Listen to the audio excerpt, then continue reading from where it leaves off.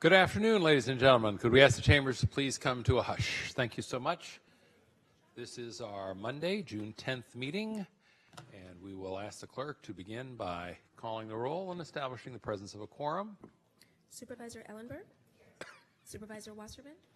Supervisor Cortese? Vice President Chavez? And President Samiti? Here. You have a quorum. Thank you very much. Presence of a quorum having been established, let me just indicate I'm a little under the weather today, so if I hack or cough or sneeze, I will engage in good public health behaviors, I promise, but forgive me if I'm just a little slow on the uptake today, colleagues and members of the public. That being said, the first item of business is the Pledge of Allegiance, so we're going to ask all who are able to please stand, join us in the pledge, which will be led today by County Supervisor Susan Ellenberg. Supervisor?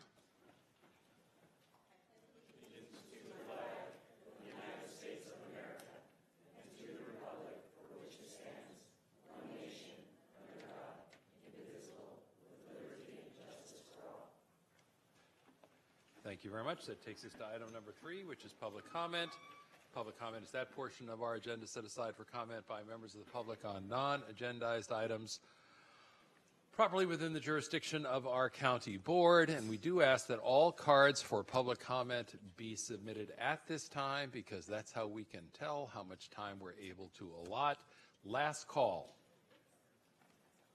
Last call. Anybody else on public comment? This is not for items that are agendized.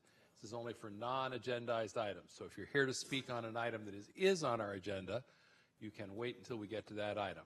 But if you're here to speak on an item that is not agendized, then this would be the time. Madam Clerk, I'm going to ask you to step out and grab any additional cards at this time so we know how many we have.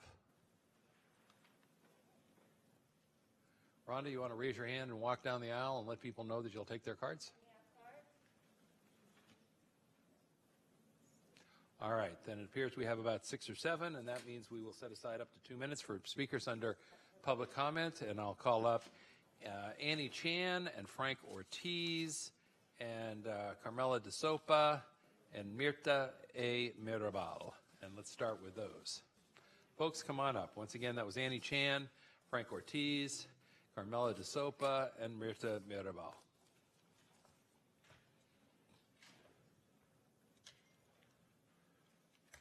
Please come forward if you're ready to speak. Welcome.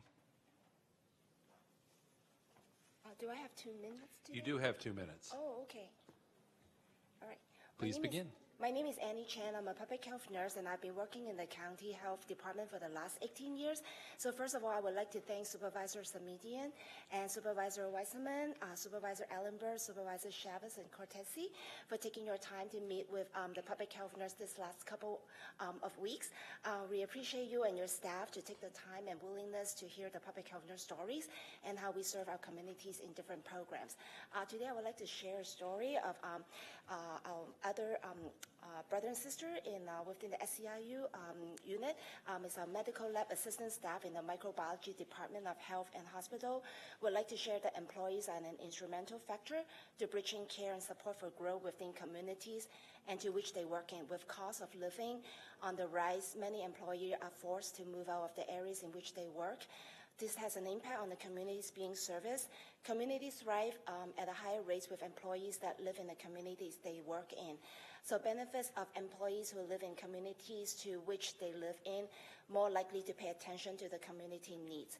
So more knowledgeable of resources within the community, more aware of populational needs and services, reduction of time off work due to community issues.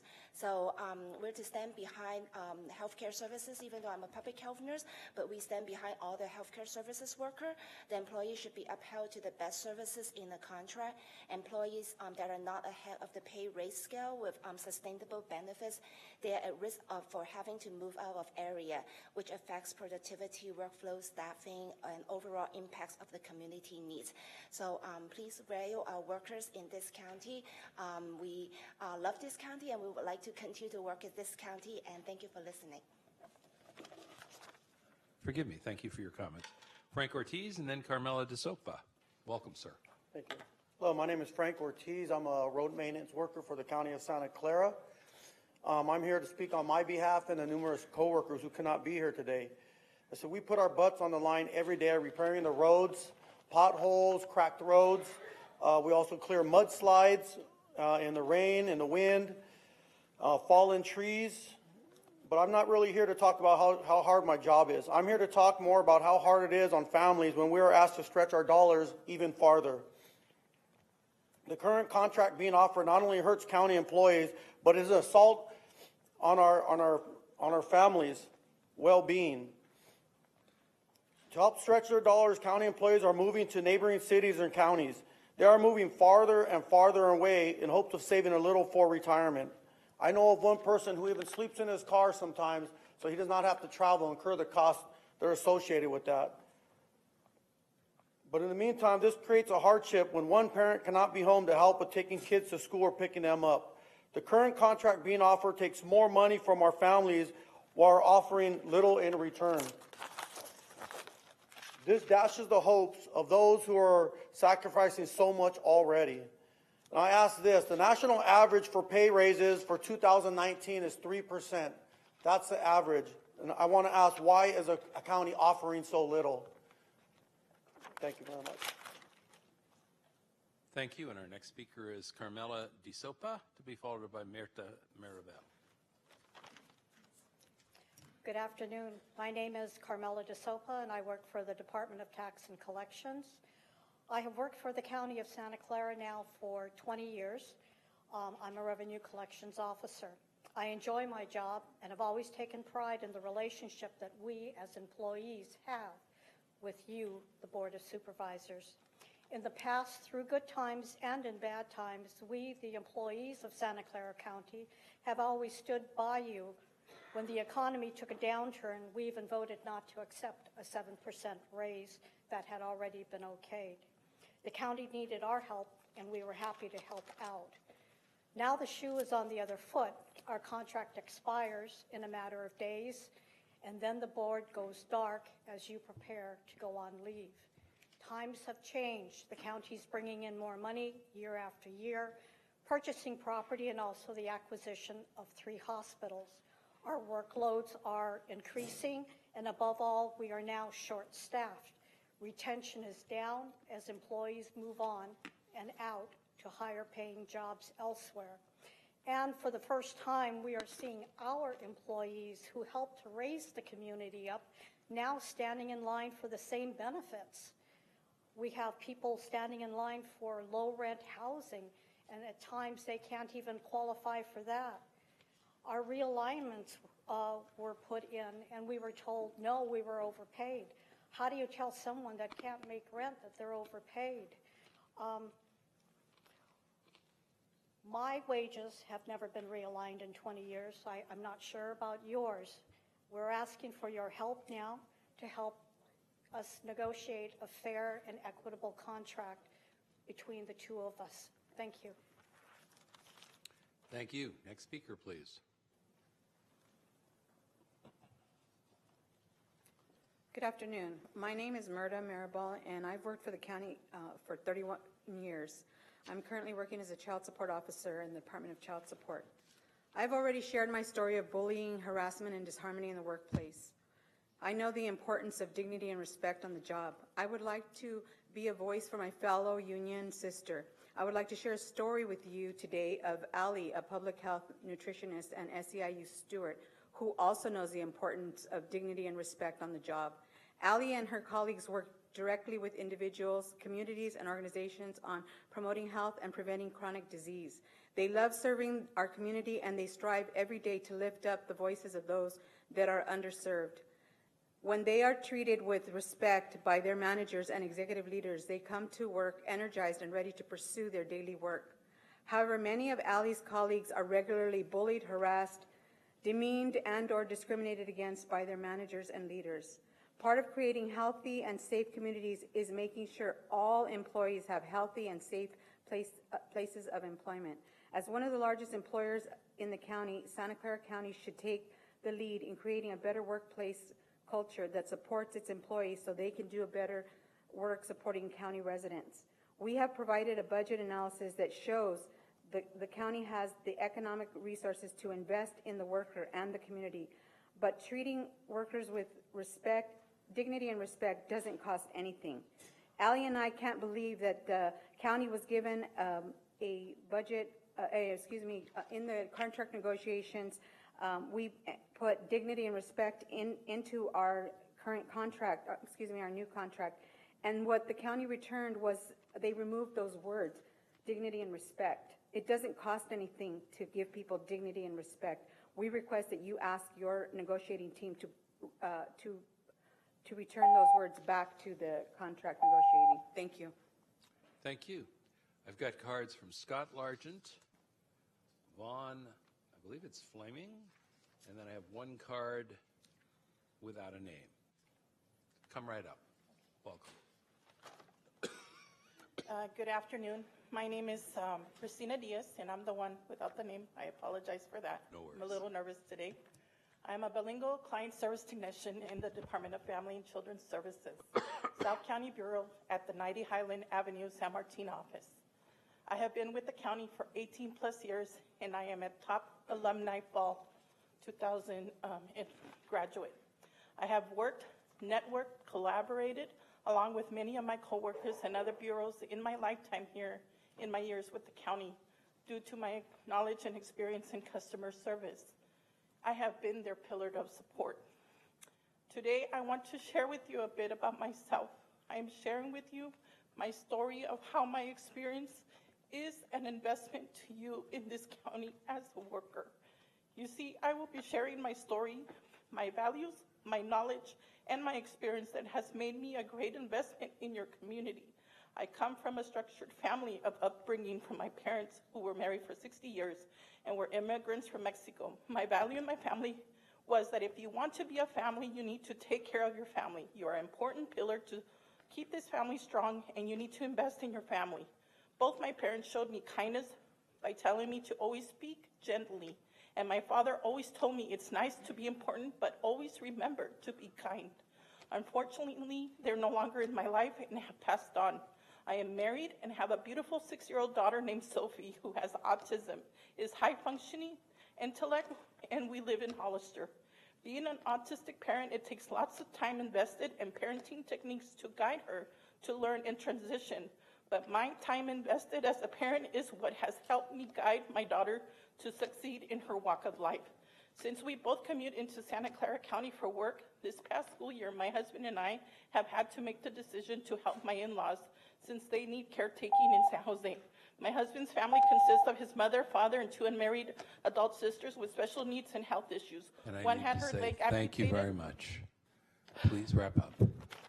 So all I ask is, I am representing my friends and work here from the individual chapters to collaborate, and who I spend more day and time with than my own family. All I ask is that we not be Thank just you, ma'am. considered an agenda.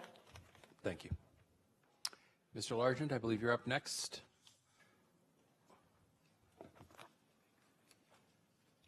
And/or you are? Thank you. My name is Vaughn Fleming, and I work at Valley Medical Center Thank you. Library. I'm here today as a member of Local 521 to talk to you about community investment and fairness, specifically to our workforce, actually to the whole workforce of Santa Clara County, not just us.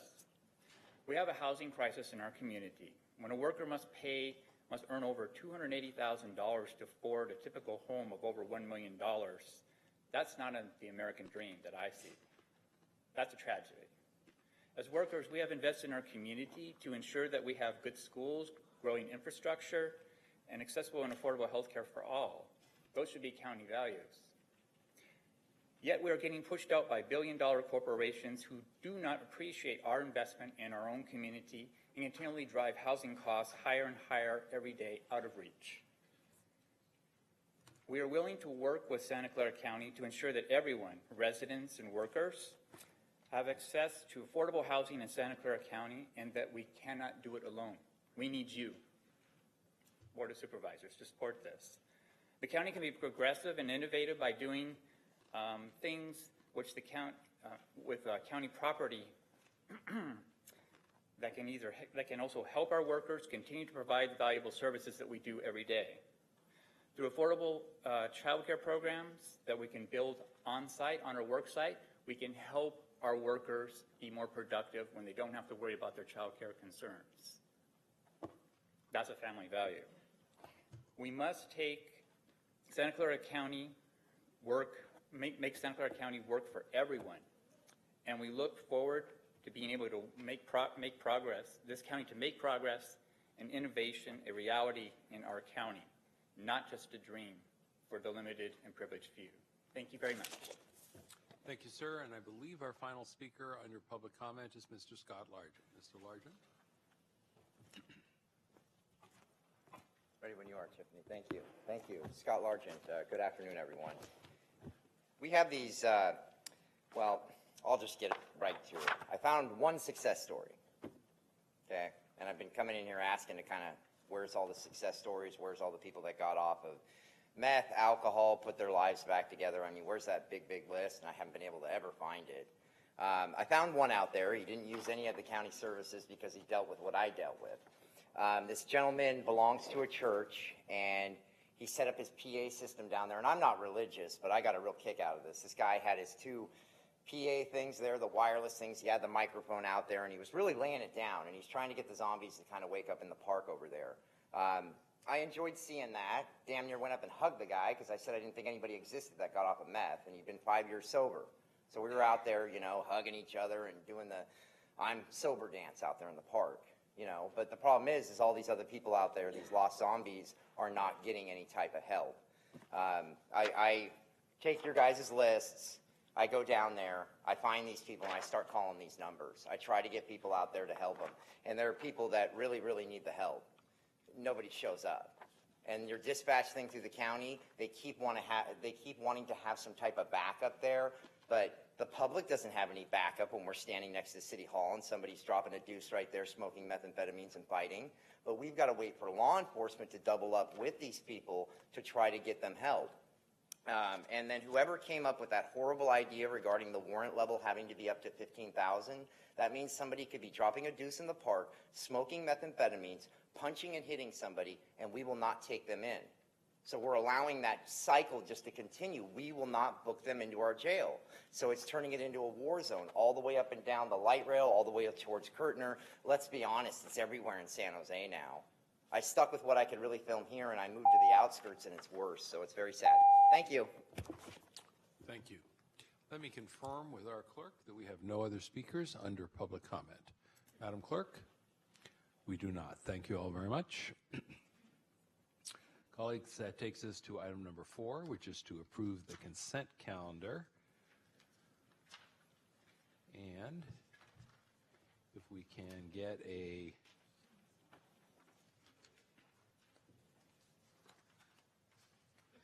motion from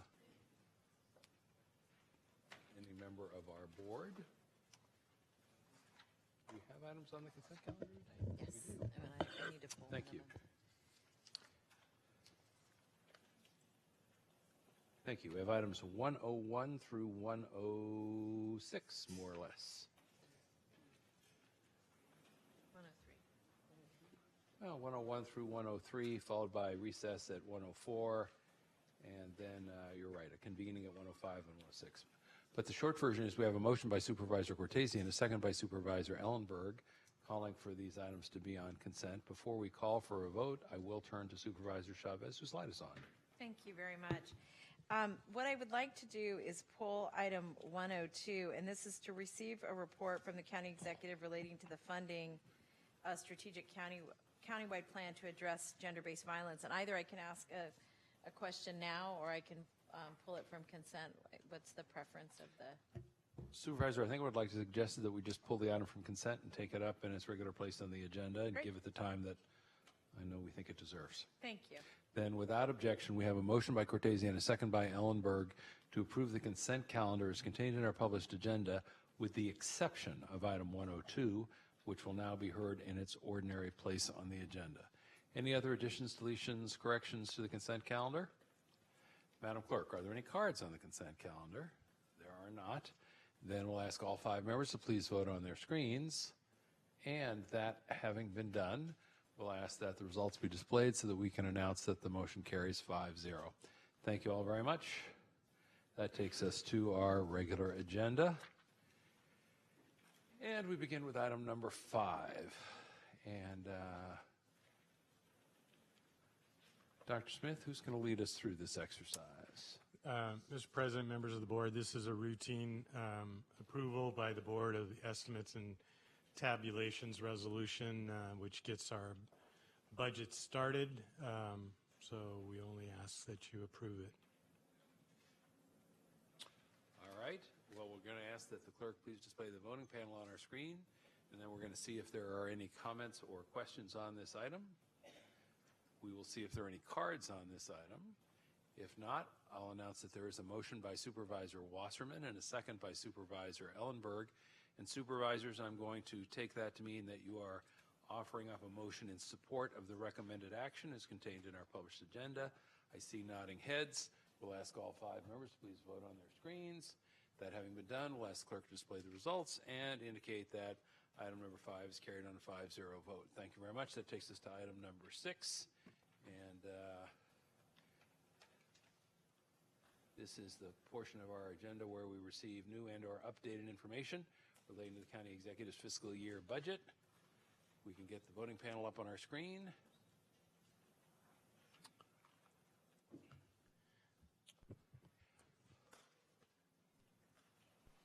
We have a presentation. Good. We'd love to hear it. So Greg Aturi will do this presentation, but just for the public's interest, we will go through first a information about the modified recommendations, and then the next item will be recommendations from Harvey Rose and how we agree or disagree. Then we will have a presentation about inventory items, and then we will go on to department by department approvals. So Mr. Aturi, start with our basic information and the updated budget. Good afternoon, President Smitty, members of the board. Greg Ituria, County Budget Director. The fiscal year that begins July 1st, 2019 is a big implementation year for the county for many great projects and efforts that began over the last few years, including the rescue of 2 essential care hospitals, restructuring social services and improving data analysis, preparation of 2 campuses for operations, construction of the Vietnamese American Service Center, custody reform, other public safety reforms, construction of the South County Animal Service Shelter, as well as modernization of financial IT systems and the Voters' Choice Act implementation. The fiscal year 2019-20 budget projects over $7.7 billion in new revenue earned after July 1st, 2019. Roughly 1/4 of this is from future tax receipts. About $1 billion is from state allocations, and charges for services, largely from the county's health system, now contributes over 40% of our revenue. These charges and receipts include cost reimbursements from federal and state Medicaid. The $7.7 billion in new revenue projections, plus use of past revenues that are currently in the county's fund balances, supports a balanced total budget in all funds of nearly $8.1 billion. The recommended budget allocates nearly half of this to the departments reporting up through the Health and Hospital Committee, and then the rest is a little over 0.5%, a little over 50%. The development of the recommended budget began last August. We will spend a few minutes describing the budget responsibilities and processes to help catch the audience members up to the budget hearing part of the process that begins this week. The county executive has the responsibility to present the Board of Supervisors with a balanced budget for the new fiscal year. California government code sections called the County Budget Act prescribe the statutory requirements of county budget development and approval, including the mandate for the county to adopt a timely and balanced budget. The Santa Clara County Charter dictates further rules and authorities pertaining to the development of the county's budget, and the work leading up to the start of this budget hearing, the structure planned for the agenda hearing, the hearing agenda, and the recommended adjustments contained in the reports in your agenda packet are all made in compliance with statutory and charter requirements.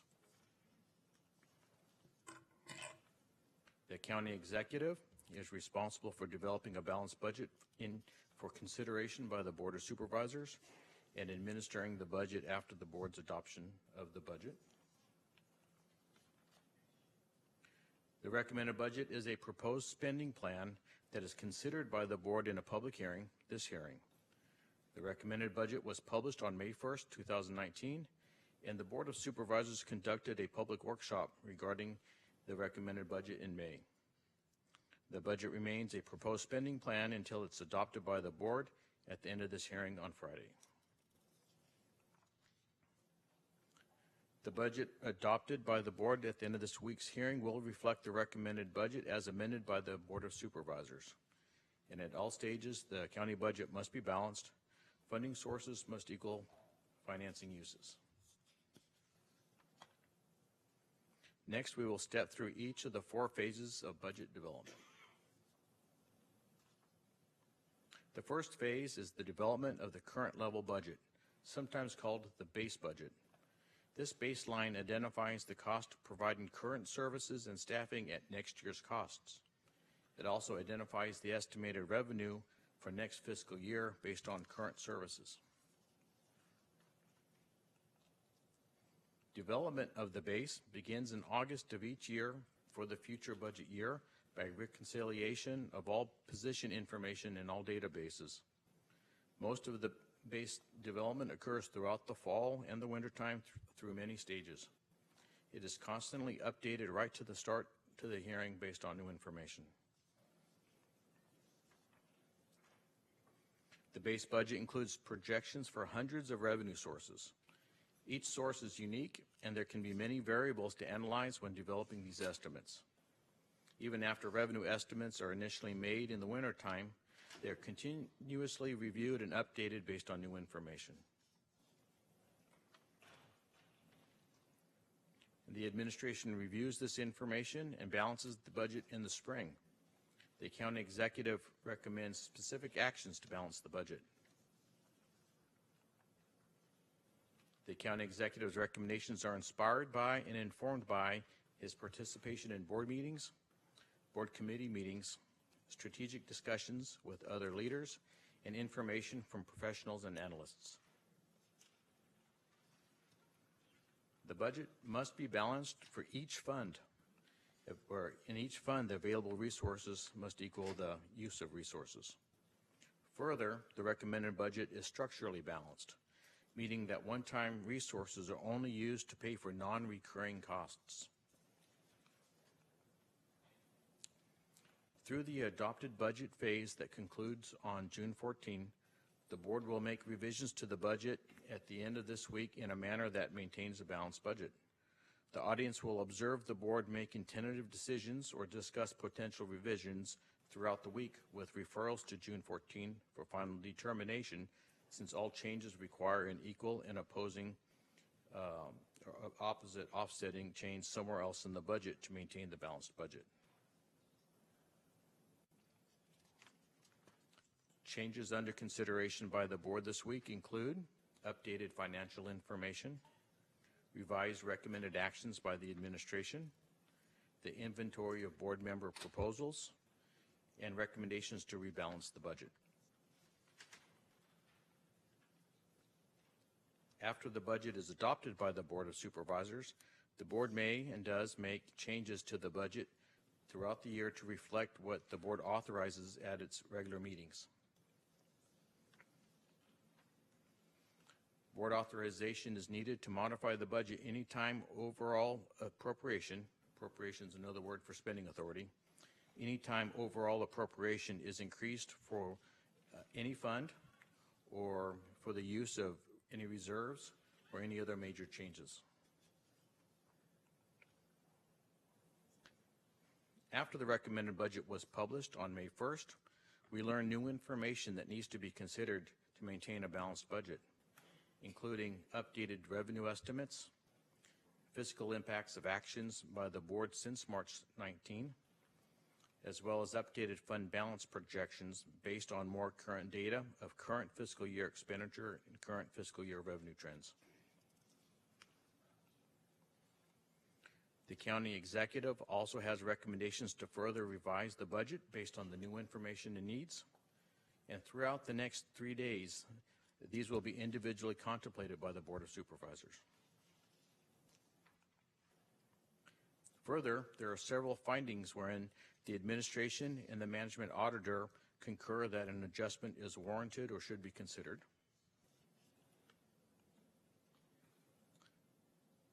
And also, the most current revenue projections also necessitate a proportionate increase to the general fund contingency so that the adopted budget can comply with the board's funding policy for the general fund contingency. Also, the temporary reserve for information technology Career Compass implementation contained in the recommended budget can be reversed now that the implementation has been incorporated into other actions recently approved by the board, as well as revisions considered elsewhere throughout this hearing. The total fiscal impact of actions approved during the board meetings of the last 2 months, plus other new information, revised recommendations, agreed to findings, the board's inventory of budget proposals, and balancing actions all net out to zero or balanced for the general fund and all other funds. The Office of Budget and Analysis will continuously update this tally throughout the hearing so that the board can ensure a balanced budget at the conclusion of this hearing. Further, important context as we proceed throughout the budget hearing is to keep in mind that revenue growth for the county is slowing down compared to recent years, and that we still face funding threats from higher levels of government. And all this while we expect the cost of providing services to grow considerably in the years ahead. And this concludes the overview from administration.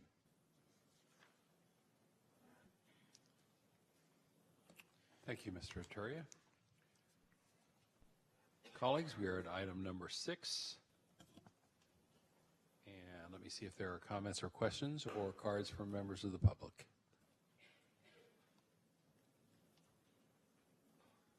We do have a motion to approve the recommended action, which is simply to receive the new and updated information. We have a motion by Wasserman, second by Cortese. Supervisor Ellenberg, I see your light is on, ma'am. It is. I want to double check on 2 items that I didn't see in the revision. I'll ask the questions again when we get to those particular departments, but I just want to flag them now in case you can give me quick answers. The first relates to the community clinics item. We've had several discussions at Health and Hospital, in fact, in March, April, and May, and during the May budget workshop to assure that the community clinic contracts would be addressed as part of this budget process, but I don't see budget revisions included related to the FY19 or 20 community clinics that we've been discussing. So I'd like to know what the status of planning is for the community clinic contracts and for the upcoming fiscal year, and addressing the gaps in the FY19 contracts to assure that the community clinics can continue to provide critical services as part of our overall safety net system. Do you want me to ask both together, or I can answer that. Stop for that one? Okay. We're continuing to meet with the community clinics individually, as we talked about before at the board. Each clinic has its own set of issues and its own concerns about its contract. And once we've met with all of them, we will be sitting down to modify their contracts. We have authority from the board, delegated authority to complete those contracts, which we will complete, and they will be retroactive to the 1st of July. At this point, we feel like there's adequate funding in the allocations that are recommended through the budget, so we won't need to do any new allocations. so that's why you don't see it reflected in the budget. But the contracts will be done, and they will be extended, and they will be funded. Okay, so money is already accounted for. And Right. second question, same basis, is with regard to the congregate meals. On May 21st, the board referred recommendations to augment the senior nutrition program by 430,000. Augmentations include, 430,000 to get sites to a living wage and an additional 200,000 to offset a needs assessment. Are those full amounts in the budget? And if they are, can you point me to where they are? Yeah, I can speak to that. And it'll be in the social services agency budget. At this point, we think there may be adequate appropriation in the service supplies portion of the budget for SSA to cover that cost. And if that changes and there's additional appropriation needed in the SSA's budget unit, we would like to be able to come back to the board and ask for an augmentation. But at this point, it appears to us that it can be paid for within the existing appropriation that's in the recommended budget. Paid for as recommended by the board at the full cost of the meals and with the living wage? Yes. Okay, glad to have that on the record. Thank you very much for both. And Mr. Ituri, if I might ask, employee child care, this is a subject that we've talked about previously. A couple of us have raised previously, and at one point I think we had talked about whether or not there might be a reserve, but I don't see it identified that way. What's your thinking about how we can make progress going forward, if we would like to make progress going forward, which I think some of us would. And I see you being leaned in on by our county executive. Thank you. This issue basically needs to have further clarification about how much it's going to cost, how many employees are interested, how we're going to do it, whether we need to do it through the MOU. So we didn't have enough mature estimates of costs to be able to put a specific allocation in the budget. But once we do finish those assessments, which are ongoing at this point, if we need to come back to the board with further allocation changes, we will do that, realizing that presumably this will come out of,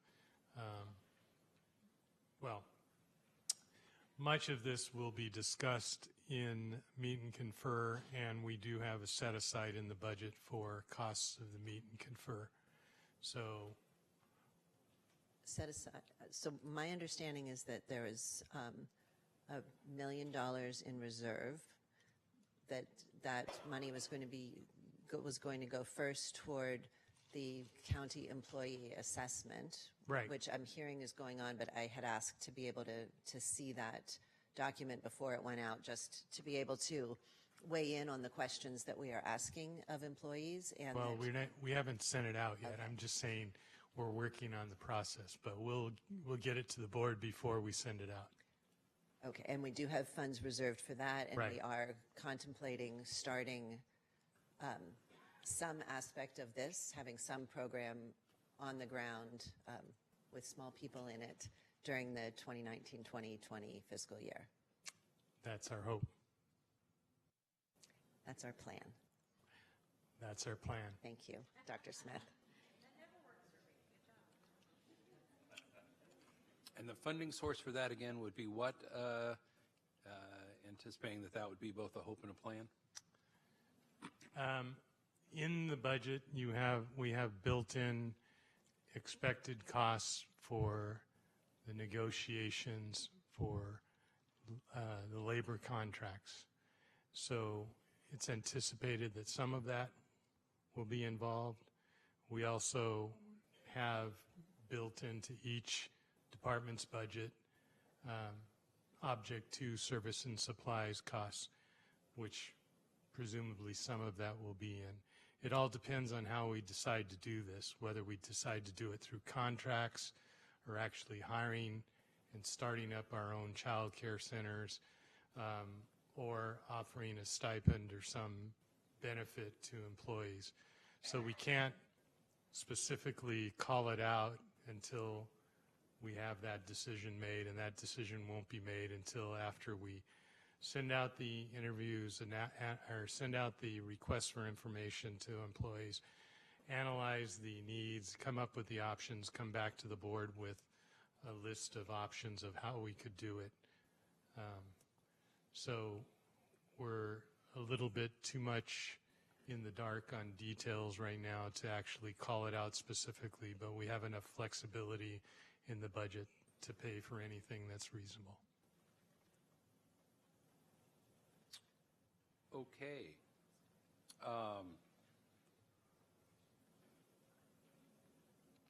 On this same point, colleagues and staff, I think at this point over, a period of well over a year now, at least 3 members of the board have expressed an interest in this item.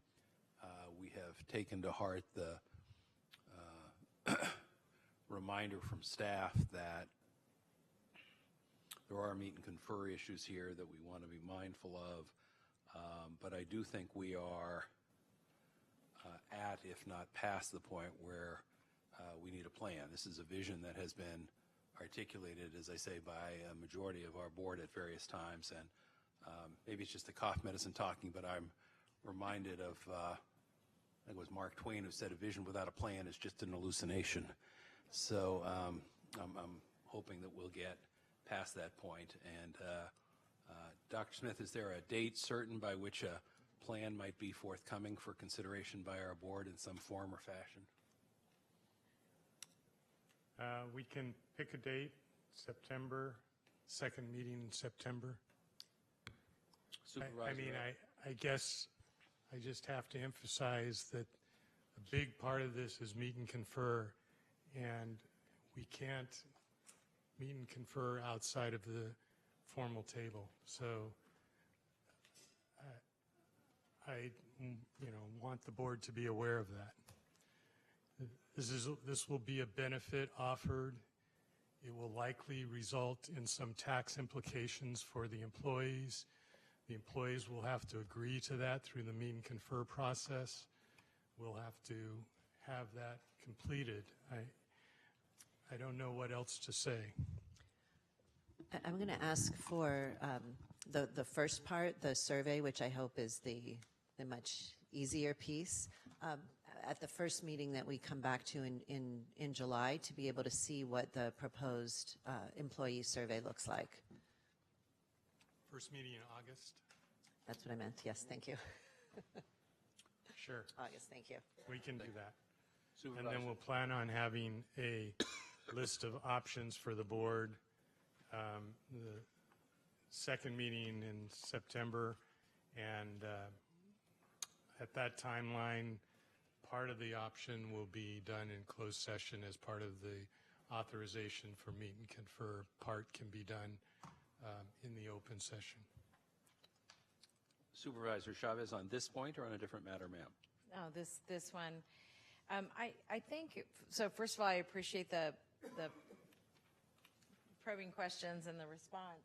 The request I would make is that as part of, when this comes back to the board for discussion in August, in addition to the questionnaire, if you could just put the work plan together that the staff is using, and mostly I think the point you're raising about there are some components that really need to stay in the bargaining and negotiating. I think that's right. I think there are a lot of other actions and activities that you all are already undertaking that can be outlined. And that way, I think what would be helpful is understanding, when the first set of contracts we anticipate will be completed, along with when the questionnaires will be in. And then I think it's unless you think it's a violation of the work that's being done at the bargaining table, I think putting forth the options that you started to lay out, because I think the point you raised that was very important about the questionnaire is that the question as to whether or not vouchers make sense or center-based care makes sense, or any number of the options that you're considering, if that can just be laid out, because I'm sure the staff has thought quite a lot about that, would be helpful. Because I think then it would help us understand that this will become material soon, A, and B, the bandwidth of the considerations that you're making. Correct. Thank you. Thank you. And then on a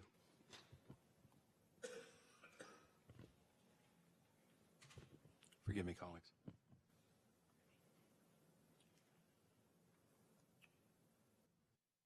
We had discussed at my urging at a prior workshop meeting, colleagues, the possibility for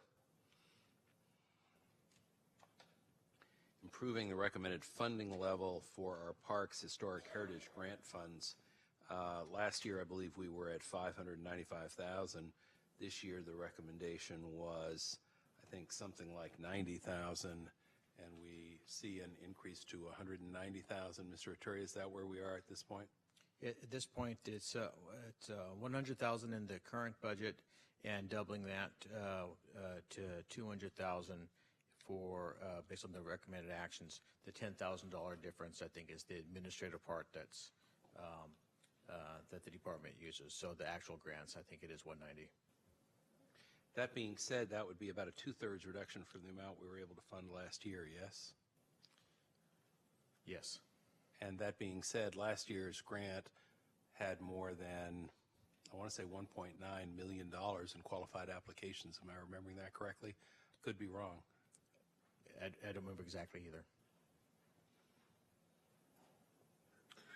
Well, in the coming days, it's not an awful lot amount of money, but it's money that helps with projects where there's some gap funding. And if we're looking at a third of what we had last year, when last year's amount, current fiscal year, was oversubscribed by a factor of 3 to 1, I'd like to look at the next few days whether or not it might not be possible to at least restore that number to the number that we had last year. Not more, but at least the same. I think I'll call that to be continued.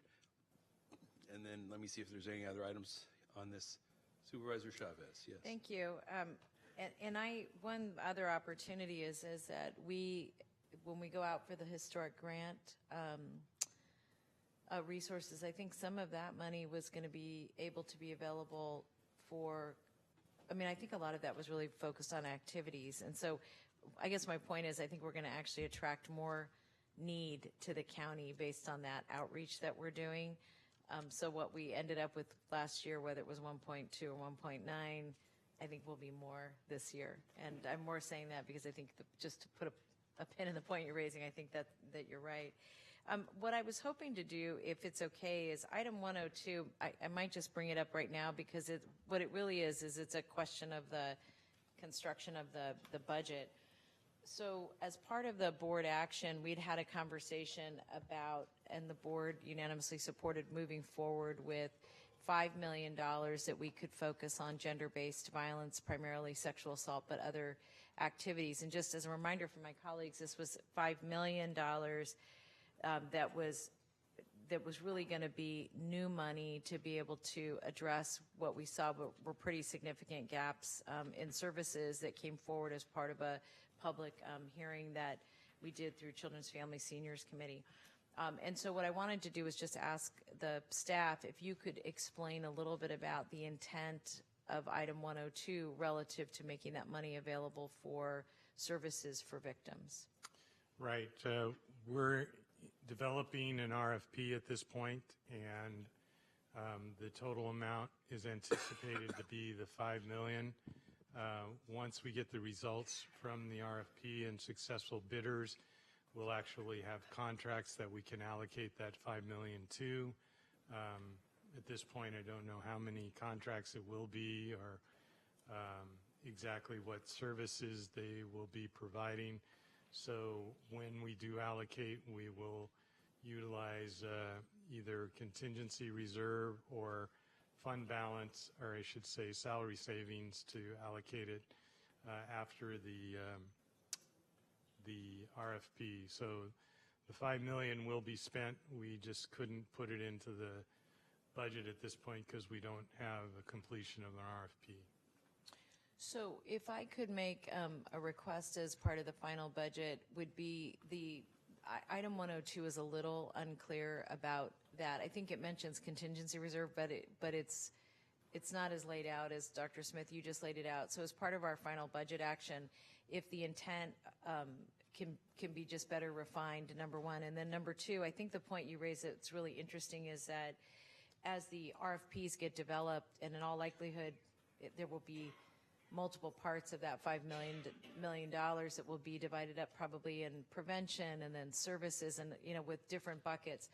There are just two things that I want to make sure I highlight about that. One is that what I hear you saying is that there are funding pots that if you can, if we don't have an option, we'll use contingency reserve. If we do have options, we'll use salary savings. Right. The second is that as part of the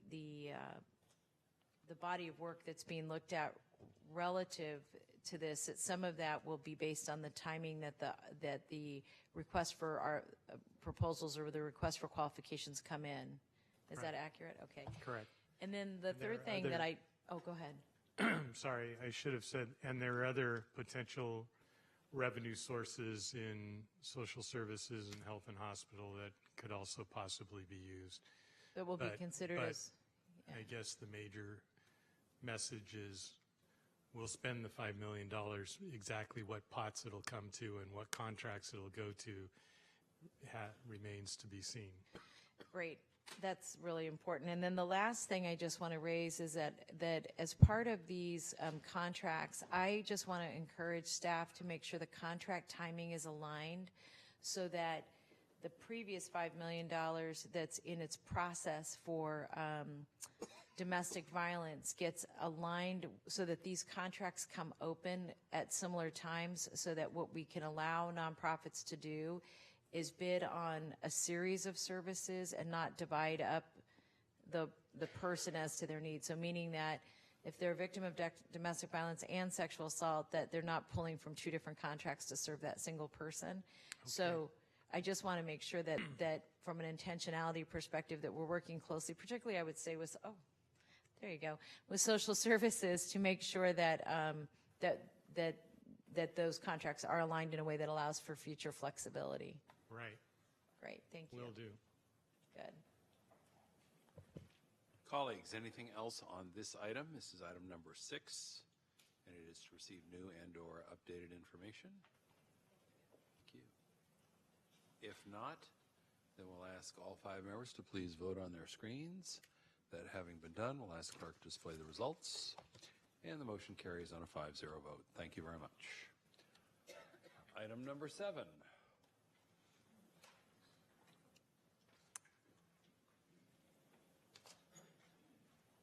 This is the auditor's report. Harvey Rose.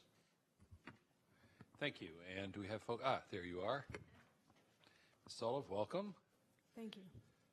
Cheryl Solov, Management Audit Manager for the Board of Supervisors.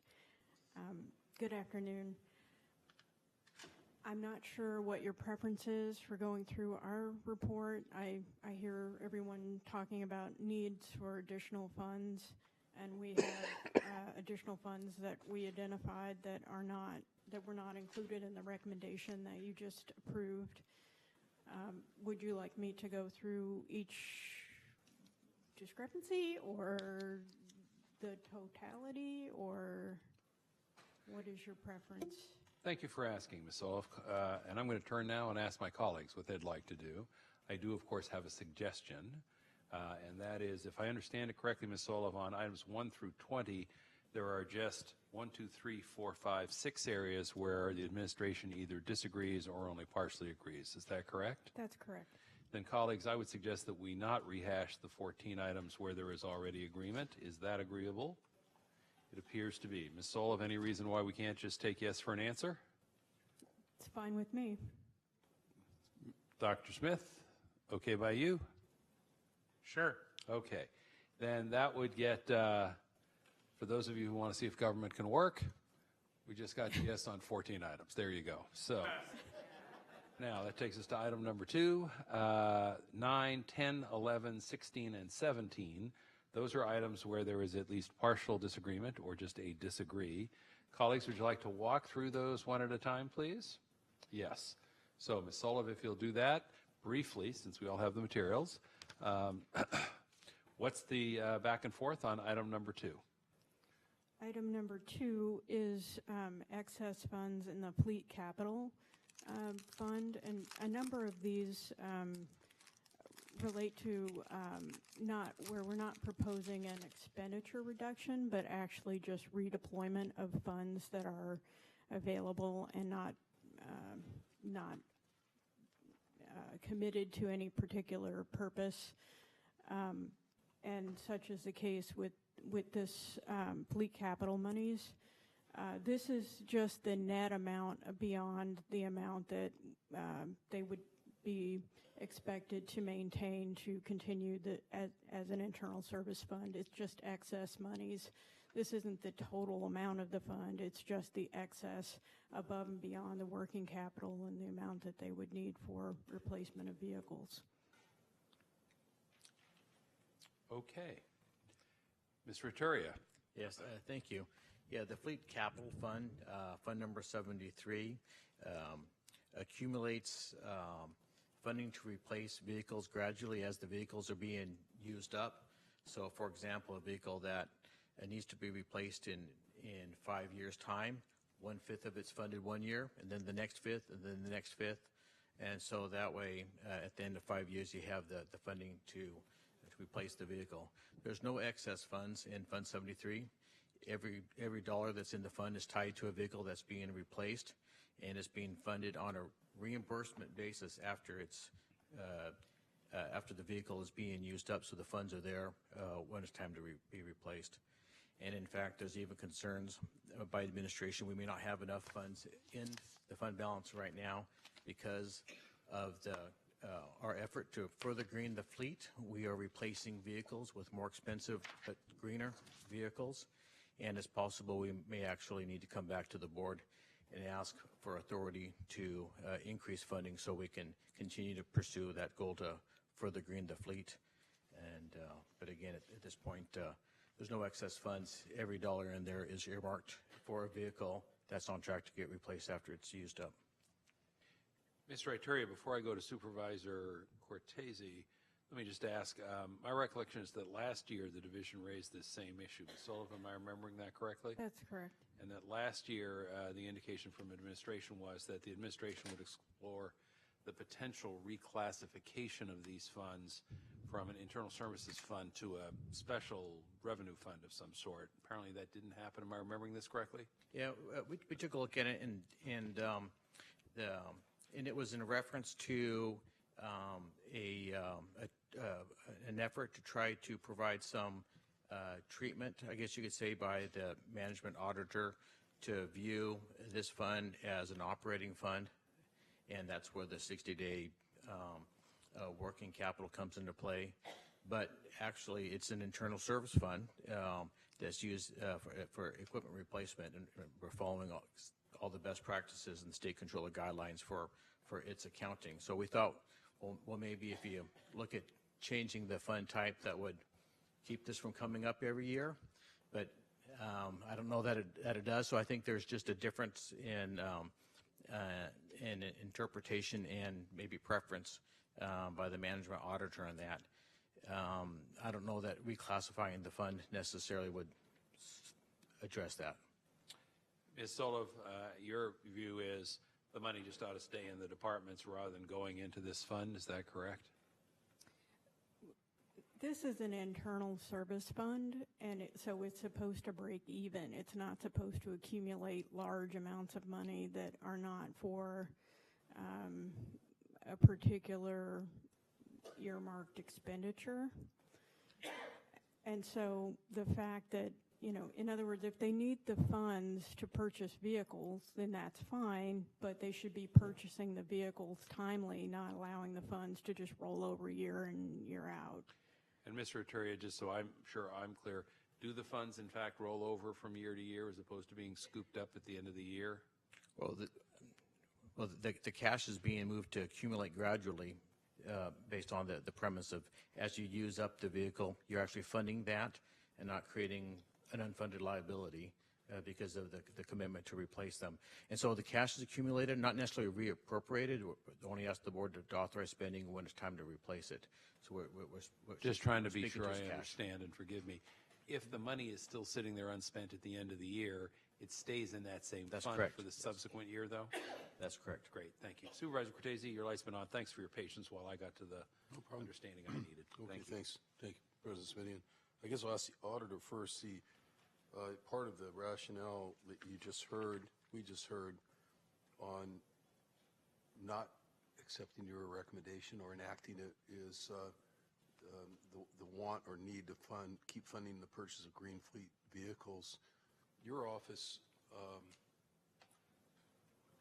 within the last year or two, and I wish I could remember which year it was, but within the last 24 months, most certainly conducted an analysis on whether or not it made sense to use this capital account to buy green vehicles versus trying to take advantage of lease options, given the change in the technology year over year.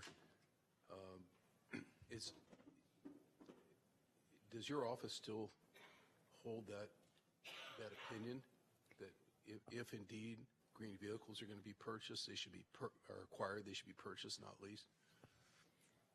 I believe the analysis you're referring to is maybe a little bit older than that, and so I think we might want to take a look at it again, depending on current costs and needs. I don't want to speculate because I don't.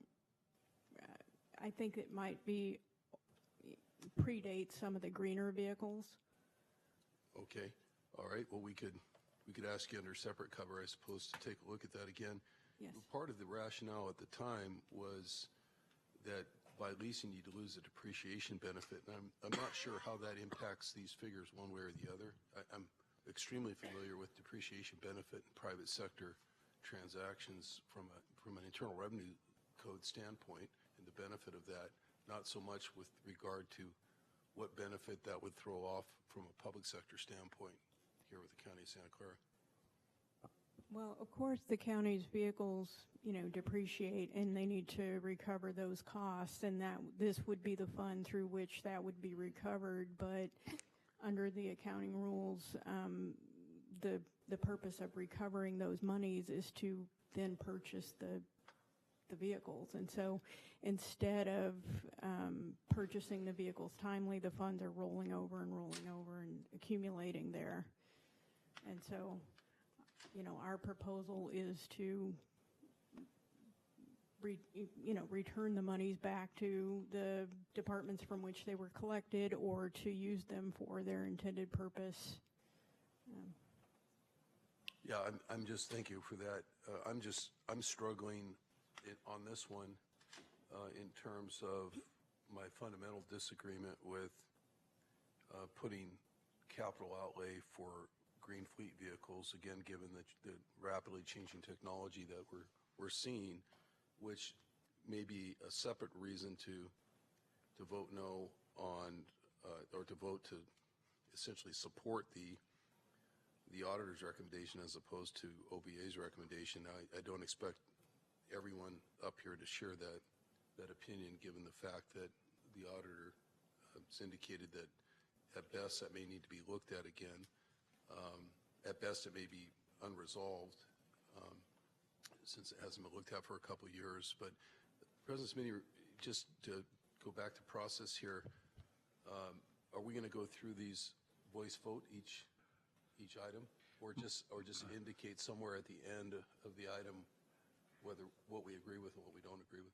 My thinking was that we could take a voice vote on the 14 items with which there is no apparent difference of opinion between both the auditor and the county budget staff.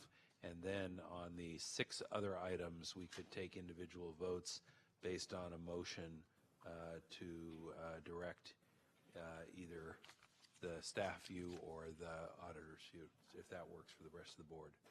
That's fine. If that's the case, then I don't have any further questions on this particular item. I'll just wait. Great. We'll come back to a vote on all these once we've gone through all 6, if that's okay, colleagues. Thank you. I know it's a bit of a jumble. The next item, if there are no, Supervisor Ellenberg.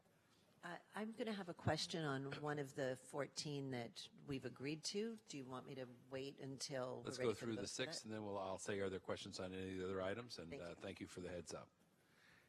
Colleagues, on item number 9, there's another item here where we have a disagreement. And Ms. Solif, why don't you go ahead and present?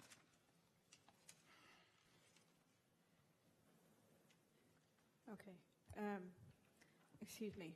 Item number 9 is on the planning and development, the comprehensive planning fees.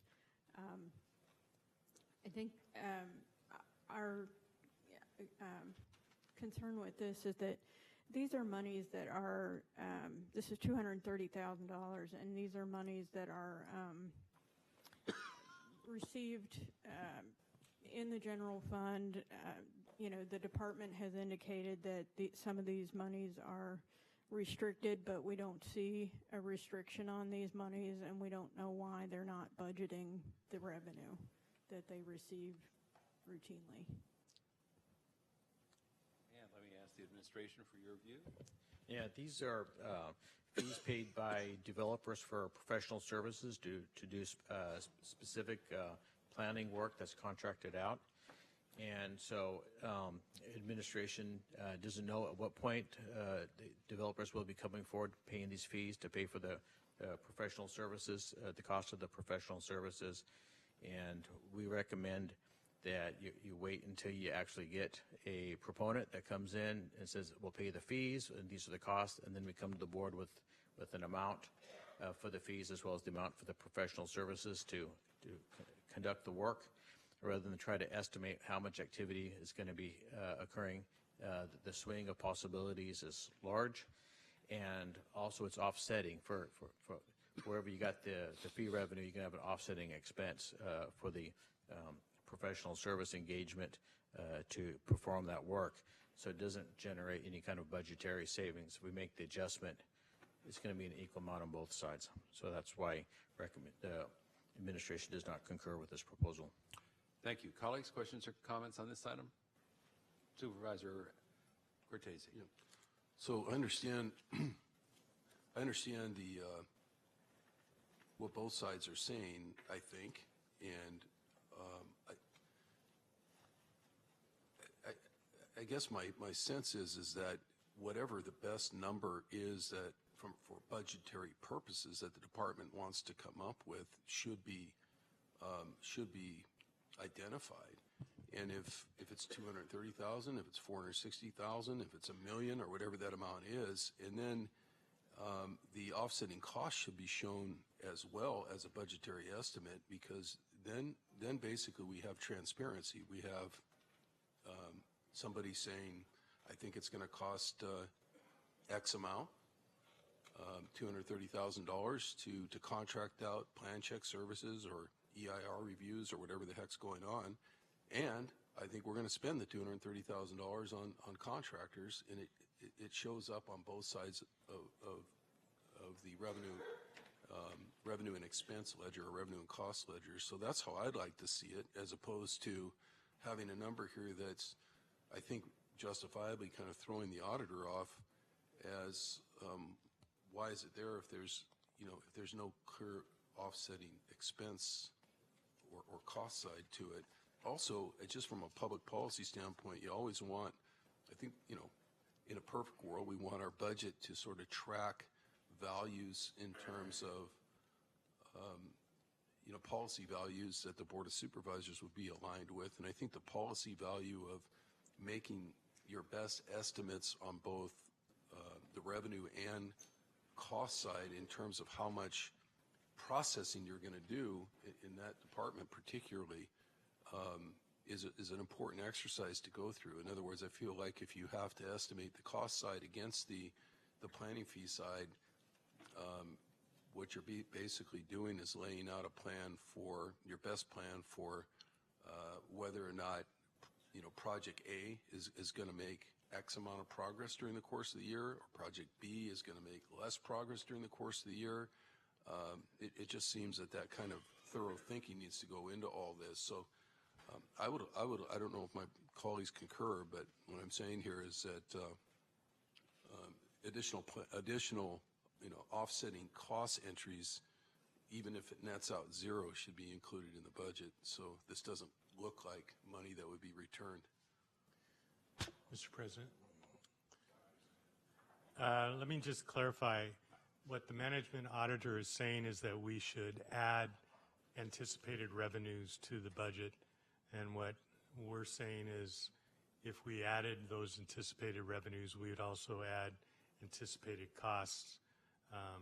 Good. So it's really, budgetary process kind of thing. What I'm trying to say through the chair is I would prefer that rather than knowing that we're going to have some fees coming in and essentially not showing it at all. Okay. Not having any kind of a number there implies that we just don't expect fees to come in this year to a casual observer. Obviously, we understand that's not the case now, having gone through this discussion.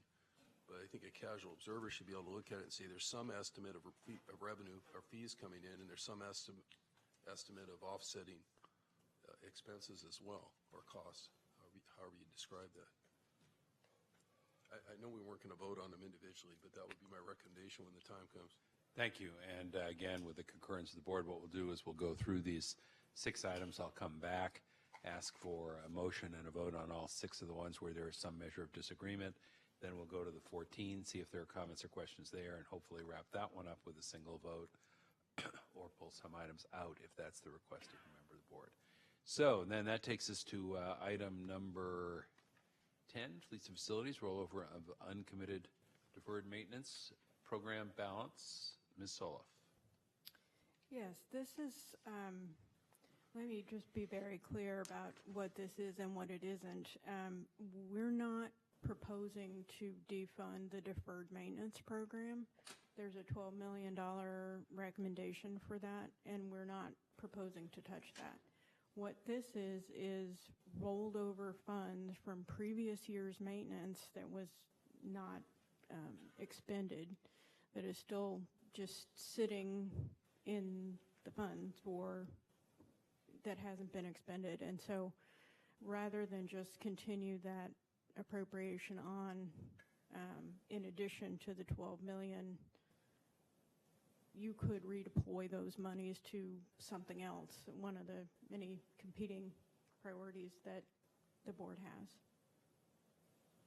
And we're not suggesting, by the way, that $12 million is enough in deferred maintenance for this county.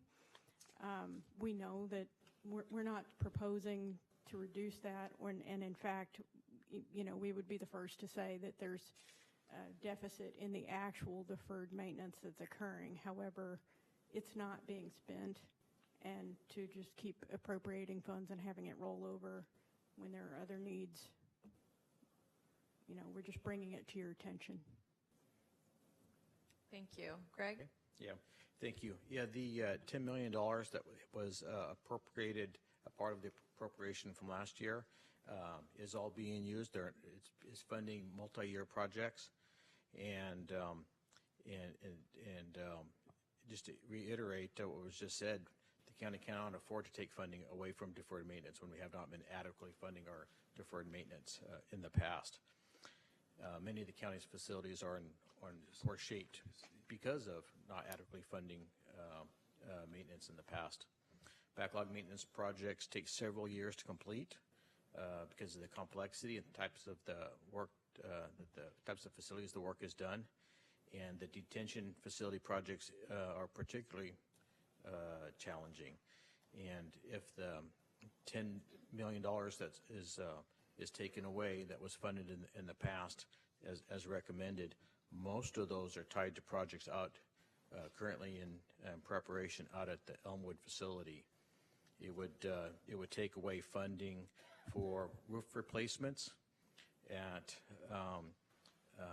the women's W1 dormitory and the W4 women's W4 dormitory, as well as the men's M8 dormitory, as we're preparing to replace those. It also would take away funding from the East Wing and connector HVAC repairs, and as well as funding for the parking garage elevator controls, and also take away funding for replacement of the James Ranch covered walkway, and it would also take away funding the board gave last year to fairgrounds repairs. And so we do not recommend taking away those fundings from last year as facilities and fleets is embarking on getting that work done that was previously approved by the board. Supervisor Chavez? No, I was going to actually just let, Ms. Sola? yeah, respond. Thank you. So these are funds that are appropriated annually for annual maintenance projects. These are not for like ongoing capital projects. And so when they don't spend them, they just roll over. Supervisor Chavez? So thank you for that, and I'm not sure I'm clear, but thanks, both of you. I'm wondering if what we could get from the staff is the actual expenditure plan for this 10 million, because I do think you're talking about the way you're describing this sounds like you're talking about a different fund, because that's not deferred maintenance. Those are capital investments that you're referring to. Is that accurate? No, well, these are all funded out of the deferred maintenance appropriation that the board approved last year that we're asking the board to roll over, reappropriate. The management auditors recommended that you don't roll those over, which would take away the funding for those projects. So here's what I would request, and if this can be done by Fleets and Facilities before we vote on Friday, is I'd like to see the spending plan along with the timeline, because I think if in fact these monies are going to be expended, then great. For what? By when? That's just a recommendation for my colleagues. Thank you. Thank you. That takes us to item number 11, Fleets and Facilities, Environmental Restoration Contract Services.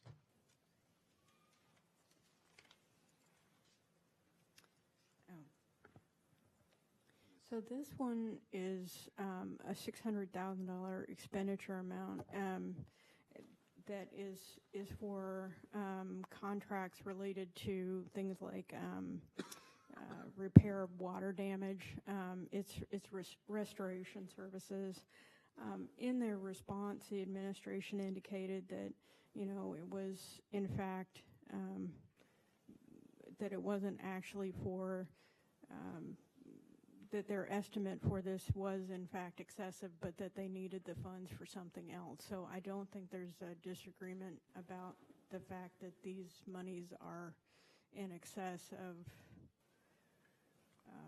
the amount needed for the purpose for which it was originally included in the budget, and I can't really speak to what else they may plan for the funds. Mr. Arteria? Yes. Yeah, administration agrees or partially agrees with the proposal because it agrees that the amount allocated to the Environmental Restoration General Ledger account, which is one of the many accounts in the Facilities and Fleets Maintenance budget, that the amount in that particular general ledger account should be decreased by $600,000 and then offset with an equal amount increase to other facility maintenance general ledger accounts in the facilities budget unit. And this was simply of where at the account level you put the facility maintenance. We absolutely need the funding that we have in the facility maintenance, and in fact there's going to be growing pressure to add even more funding there with the recent property acquisitions. So Ms. Sola, forgive me if I'm having trouble following the bouncing ball here, but does that mean we're talking about that the staff position, the administration's position, is yes as to decreasing the restoration services item by $600,000, but they want to shift it to Fleets and Facilities General Fund, General Maintenance rather, and not the general fund as you've proposed? Is that what the debate is about? I believe I understand their. Mr. Arteria, the proposal from you, again, just to be clear, is or is not to shift the $600,000 to the Fleets and Facilities General Maintenance account rather than general fund? Yeah, it's within a sub-account within the budget for facilities and fleets budget for service supplies. So the appropriation that's recommended in the budget for facilities and fleets maintenance budget would be unchanged. So there wouldn't be that change, but it would, what we're suggesting, we'll go into the accounting system and move the 600,000 from this sub-account to a different sub-account where the expenses are actually needed. Ms. Solo, if this is the one where there's a partial agreement, can we take yes for an answer on this one, or do you still? Sure. Okay, thanks. Good outcome. Supervisor Cortese, I didn't mean to forestall your conversation or comment if you have one, sir. Yeah, I don't want to interfere with that agreement, so I'll just stand down on this one. Thank you. All right. Thank you very much. Thank you to all parties. I'm going to come back with a formal motion on that one, as I say, in a few minutes. And then, meanwhile, that takes us to item number 16, VMC, Fund 59, Capital and Fixed Assets. Yes, this, our proposal, this is a very similar type of thing. We've spent some time this year going through looking for funds that had been rolling over and not expended. And this is a similar sort of thing where there's additional monies that have been there for some time. Some of these go way back, several years of appropriations that have not been expended. And so we're bringing that to your attention. Yeah, this is very similar to the other discussion that we had on funding for maintenance projects. Administration does not concur with defunding these projects. The county's hospitals and clinic system has significant need for improvements to facilities and replacement of vital equipment for patient care. Fund 59, the fund that we're speaking to, is funding 20 active capital projects that are in various stages of design and construction that depend on this appropriation by the board from the past to be continued to next year. Without the appropriation, there's inherent lack of spending authority, and without spending authority from the Board of Supervisors, the county administration would not be able to pursue these roughly 24 projects that are listed in our response, from dealing with maintenance out the nurse call west window, the fluoroscopy, breathing air replacement, improvements needed at several clinics, improvements needed at the Women's and Children's Center. I could go on. And these are things the board has given spending authority in the past. They're multi-year projects. They're in process. They will be spent. Unless the board takes away that spending authority, then we would have to stop working on them.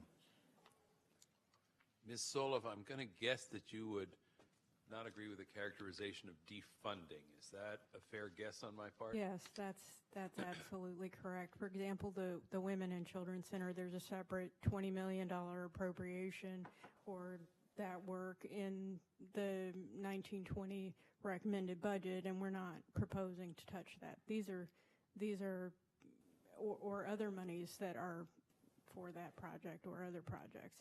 These are rolled over funds from previous years, some of which have not been expended for years.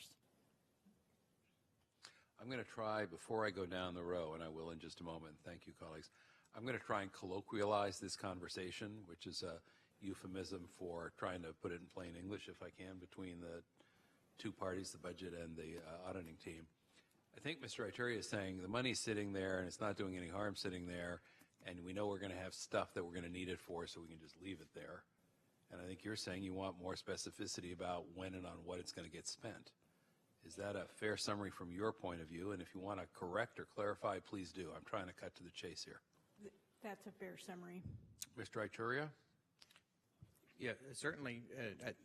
I got the impression at one point we're talking about cash or we're talking about spending authority. So I want to hope that we continue to have spending authority to do this good work. And through the appropriation that's recommended is the spending authority. As far as details of the status of these projects and timing for them, we could look to facility staff out at, in this case, it would be facility staff out of VMC to provide a similar report to what was suggested earlier for the FAF maintenance projects. And either way, these are maintenance projects that are needed and we're hoping to get done. Thank you. Supervisor Cortese to be followed by Supervisor Wasserman. I think you've asked the question I was going to ask, so I'll pass. Thank you. Thank you, Supervisor, and thank you again for your patience. Supervisor Wasserman. Thank you, President Smidian. When I got the report and saw the $61 million of money there, and having worked the last year and a half with Supervisor Cortese and the Ag Task Force trying to acquire money for the ag easements, and knowing back at the May 31st, 2018 Ag Task Force meeting with Dr. Smith was talking about any monies left over from the fund balance, we could start funding an ag easement fund. And then at the board's January 29th meeting, we also talked about any monies left over from the fund balance.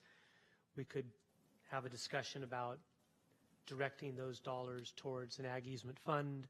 And I saw the 60 million, and I thought, here's our chance to put the first 10 million in that pot. But what I'm having a problem with the discussion that we're having back and forth between your two departments, it's clear you both value what the county is doing and intends to do with the dollars.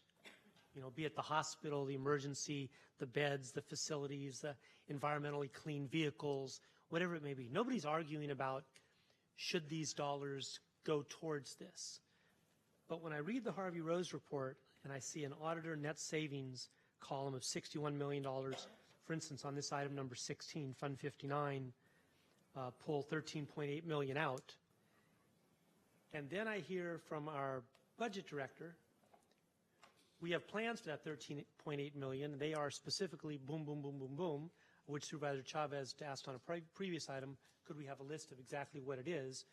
At the end of the day, I know we have good intentions for these dollars, and as a planner by trade, I appreciate the fact that a year plus ago, we saw this pending need, and we said, let's set money aside to do that. And that's where the money is right now. So I'm kind of between a rock and a hard place. And I'm not calling you a rock, not calling you a hard place. I'm just happen to be right in between. The things that we voted on and our experts have recommended that we do with these dollars, ADA, seismic, increasing emergency rooms, whatever they may be, I'm all for it. And I believe the board is too. We have the money set aside. What I'm concerned about is I interpret, and please correct me if I'm wrong, I interpret the auditor's recommendation as this $13.8 million is sitting there, it can be pulled out, boom. I interpret your recommendation as leave it there, we need to be writing checks against it soon.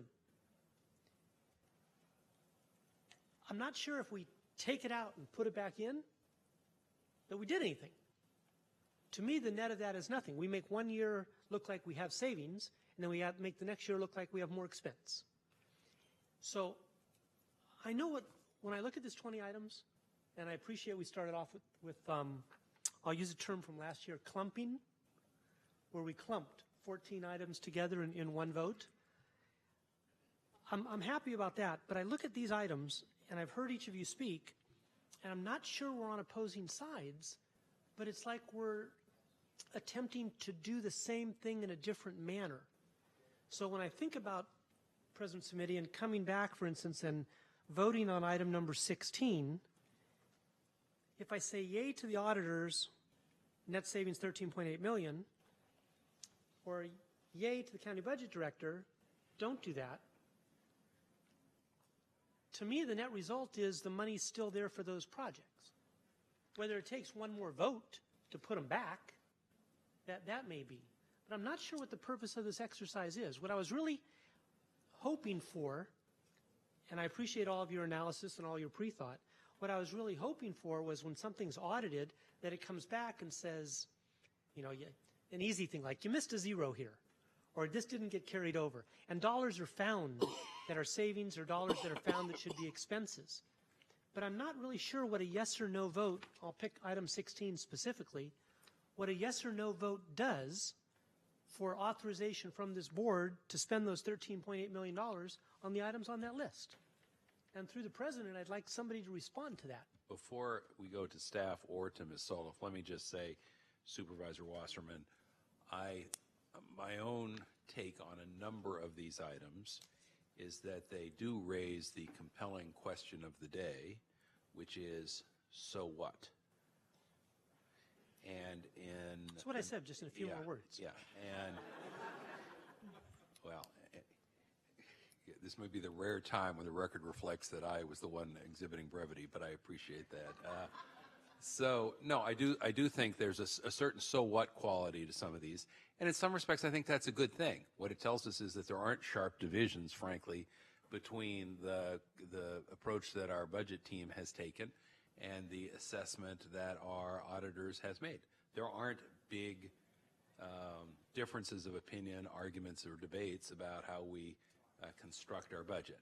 I think, Ms. Solov, not to put words in your mouth, but as I've read your recommendations and as I've listened to you today, you've said, board members, we think these recommendations would help you construct a better budget document if you're worried about how you do that going forward. Is that a fair summary? Well, these funds could be reappropriated to something where they would be expended on current needs. So that's what's different, as opposed to just sitting in a fund unexpended since 2014. And if they were expended on those other purposes, then by definition, they would not be available for purposes that the administration has eyed them for. Is that a fair statement as well? Yes. Okay. And there's a certain, and I am going to go to staff in a minute and back to you, Ms. Solv. You know, there's a certain trade-off here, which is, you know, good budget document involves transparency, clarity about what the purposes and uses of funds might be. By the same token, the administration is always looking for a little more flexibility for real-world administration of the budget. When that flexibility allows me to get something done that I want to get done, I usually like it. When it allows somebody to do something that I didn't authorize and I'm not happy about, then I don't like it. You know, flexibility is kind of a double-edged sword in an organization this large. But on most of these items, I have to say, you know, I mostly was struck by the fact that, taking your point, funds budgeted and therefore expended in a technical sense, and one thing can't be spent on another. Mostly, I wasn't particularly brought to the edge of my seat by the significance of these items. So, Mr. Wasserman, thank you for your patience with my reaction. Now let's go to staff and see what their reaction Thank you, and I want to add one comment on it, if I may. Thank you very much. Again, when I saw this report, saw the bottom line, saw some of the 8-digit numbers, I started rethinking there was a possibility for funding, for instance, the ag easements. On the other hand, if we take, for instance, the monies from item 16, Fund 59, the $13.8 million, and there's majority approval to put that into, for example, an ag easement fund, then what I'm hearing by both of you, I believe, or will shortly, is that that money will not be there then for the items on the to-do list, which has been 5 years old. Is that correct? It is that there wouldn't be items there to fund it. Wouldn't necessarily be 5 years old. Each of these projects have a different timeline. Some of the older ones are ones out of Elmwood because they take such a long time to work. But Greg, through. just common sense, and if we take the $13.8 million out of that account and we put it into another account, that means all of us are accountants here. It's not there. Yeah. Okay, and we don't have an alternative to fund it being proposed. Again, the pie's only so big. Okay. Right. Thank Supervisor. If I could, all of these monies that we're proposing in this one were previously appropriated. These are not appropriations. These are appropriations that you made before that were not spent. Sitting there. And so there's just sitting there. There is no, they may have some sort of philosophical plan to spend these dollars, and I'm sure that that's the case, but there's no project sitting there with these monies tied to that project. Supervisor, let me just clarify. Once the board appropriates money for a project, it's authority for the administration to actually implement that project. If you change the appropriation, that's fine, but the authority to implement that project goes away. So the logic that Cheryl's using I think falls through in the sense that if you reappropriate it to another fund for another purpose, we have no authority to move ahead with those projects. Can I ask a follow-on just on that very fine point there? Supervisor? Then why wouldn't we reappropriate it now for the project that you do want to use it for, as opposed to a different one, as Cheryl was suggesting? It's already appropriated. We don't need to reappropriate it for the same thing that it's already being used for. So you appropriated it 5 years ago for those projects. And those projects are in the capital program now. Well, if I might, some of them are in maintenance, some of them are in. Yeah, if I may, some are maintenance and some are the capital. But either way, they're all projects that we're working on. And we'll be asking the board at the next regular board meeting on June 18th to reappropriate projects that were funded in the past that are not yet completed to be added next year. And so that's where these requests for reappropriation are going to be asked to be considered by the board. So every year at the second meeting in June, we ask the board to reauthorize things they've appropriated in the past, because the expectation is you're still going to do those things because the board said do those things. And so that's where this falls into play. It's not part of the new recommendations for funding that's in the recommended budget.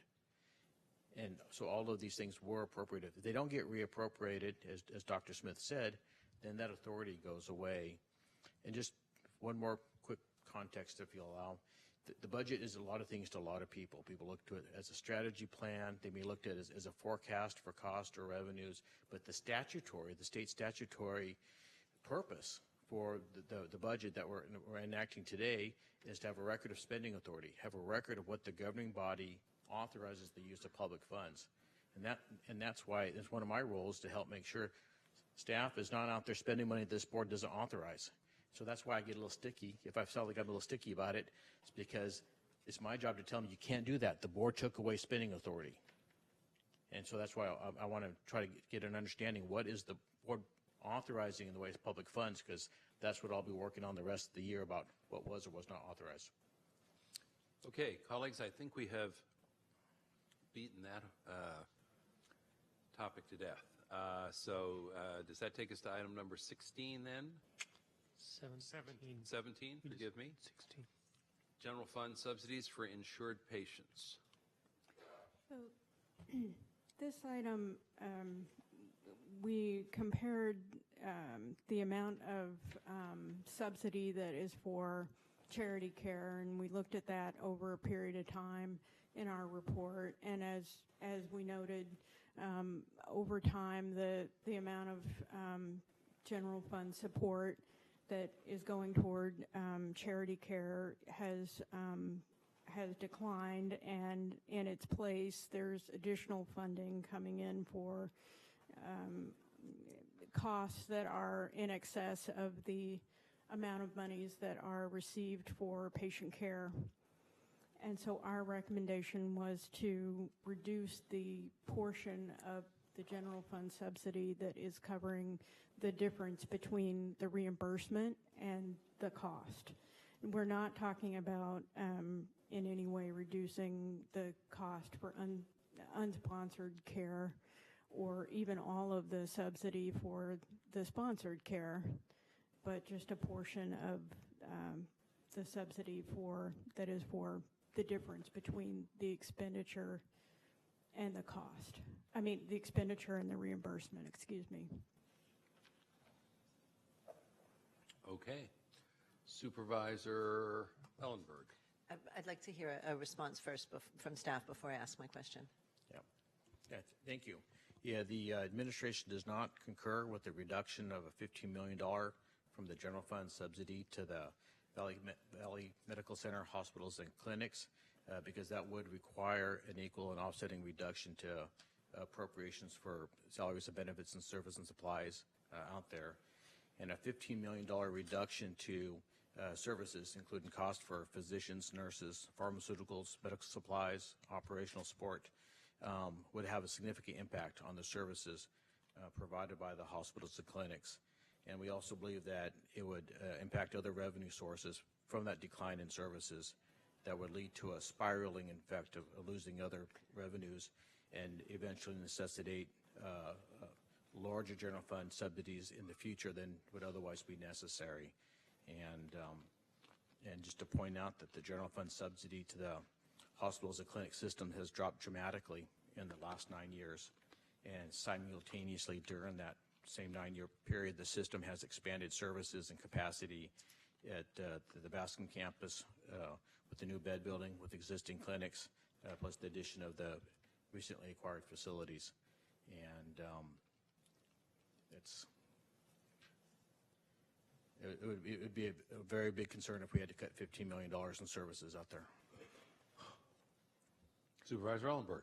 Thank you. I am certainly not recommending that we cut services. I think that it's worth continuing to monitor this, because if we move in the direction that we've been heading in for quite some time, which is a significant reduction in the number of patients that are uninsured, at some point we should feel confident being able to reduce the deficit, or reduce the deficit by that difference, since we will have to take less money out of our general fund as more and more patients are covered, either through Covered California or through Medi-Cal or through PCAP or any of the other instruments that we're using.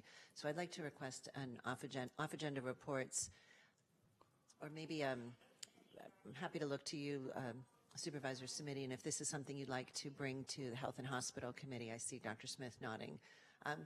Just as a tracking process so that we can see if it really is going to make sense to divert some of that money.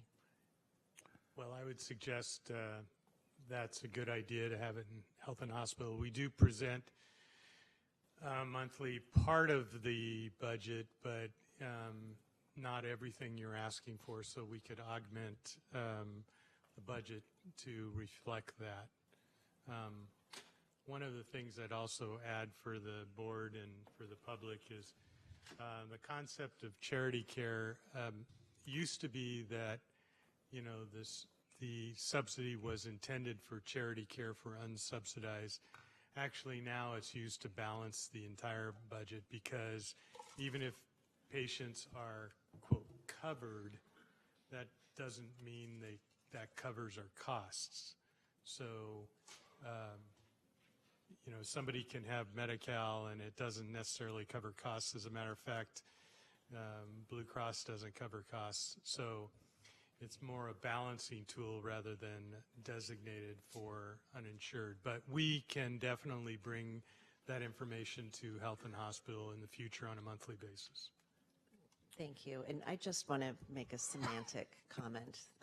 Each time I hear the word charity care, it kind of tenses my neck a little bit. This is not charity. This is part of health equity and justice. And I think that we have an obligation, and certainly it's in all of our interest for every community member to be healthy and have access to health care. So I don't know if it's an official term of art, and if it's not, if we could not use it, I think that would be we can declare it desirable. Obsolete. Thank you very much. And before we move on from that, I think what I'd like to suggest to Supervisor Ellenberg and Dr. Smith is that perhaps we take the topic up on a quarterly basis rather than monthly at our health and hospital meetings. We're trying to structure our health and hospital meetings these days as what I call a deep dive problem solving, accountability meeting. Deep dive problem solving, accountability meeting. So we can fold it into the accountability meeting on a quarterly basis. As you desire. Thank you. That's perfect, and that was my request for September and December. Great. Thank you. All right. Supervisor Wasserman. Thank you. Been here 9 years, received 9 Harvey Rose audits, and it's always educational and enlightening and helpful. Cheryl, I want to thank you and Harvey Rose and all the people that worked together to put this together. Even with the 14 items that are agreed upon, that was a net savings to the county of $19 million. And that's a big number. The issue I'm struggling with, and I think I expressed it enough already, was if we take money out now and then put it back in. I know it's on those lists of the accounts that you're talking about that make up most of the 29 million of those 2 items. There are things I think should be done. Have they been on, some been on the list for a long time? Yes. Have some been put on the list just in the last 6 months? Yes. Will the list always be changing? It's not unlike, well, it is unlike, but it's the same idea as my honey-do list at home, where you knock off things and then more things go on faster and you can knock them off. But it's what the county does. So I'm going to be, unless I hear something different, I'm going to be leaning towards supporting things the way they are, with the 14 items agreed upon, with the other items with administration recommending that we hold on to those dollars for the purpose of completing those projects. I think that's really, really, really important. We voted on those projects. We received staff reports. We authorized them. We told the public we were going to do them. We've got the money there. It's there. Let's get it going. That's what I'm going to say, and I look forward to the future discussion on the other $19 million, which I'm sure Dr. Smith has ideas about as well, about other ways that we can perhaps reappropriate that towards some other items that the county's in need of. Thank you, President Smidian. Thank you, Mr. Wasserman. In a minute, but not right now, I'm going to ask the clerk to lift the voting panel up on our screen so that we can get a motion from you to that effect if that's your wish. I am mindful, however, that there may be questions, and I know Supervisor Ellenberg specifically identified at least one on the other 14 items. So let's deal with the other 14 or portions thereof. I'll go to Supervisor Ellenberg, then Supervisor Chavez, any other member of the board, obviously, who wishes to be heard, and then we'll see where we are on the 20 items, see if we can't move this along a little bit. Supervisor Ellenberg? Thank you. And I would first, Cheryl, echo Supervisor Wasserman's compliments of the work of Harvey Rose. In just the 6 months that I've been here, I've been tremendously impressed and appreciative of the attention to detail and the good work that your department does. Thank you. The item that I want to ask about is number 15, which is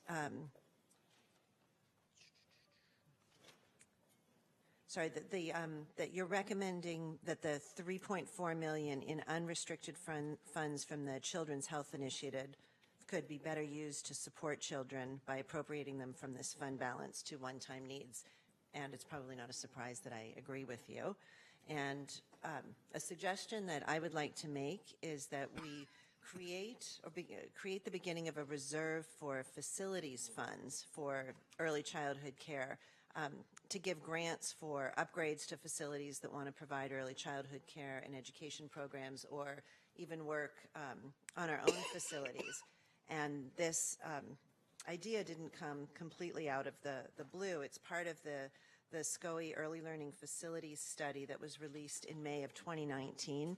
They've got four recommendations that this report made, and the County Office of Ed is working on the first two elements, and I think that we have a great opportunity to step in with the fourth, which specifically says create and manage a local fund for awarding one-time early learning facility development grants.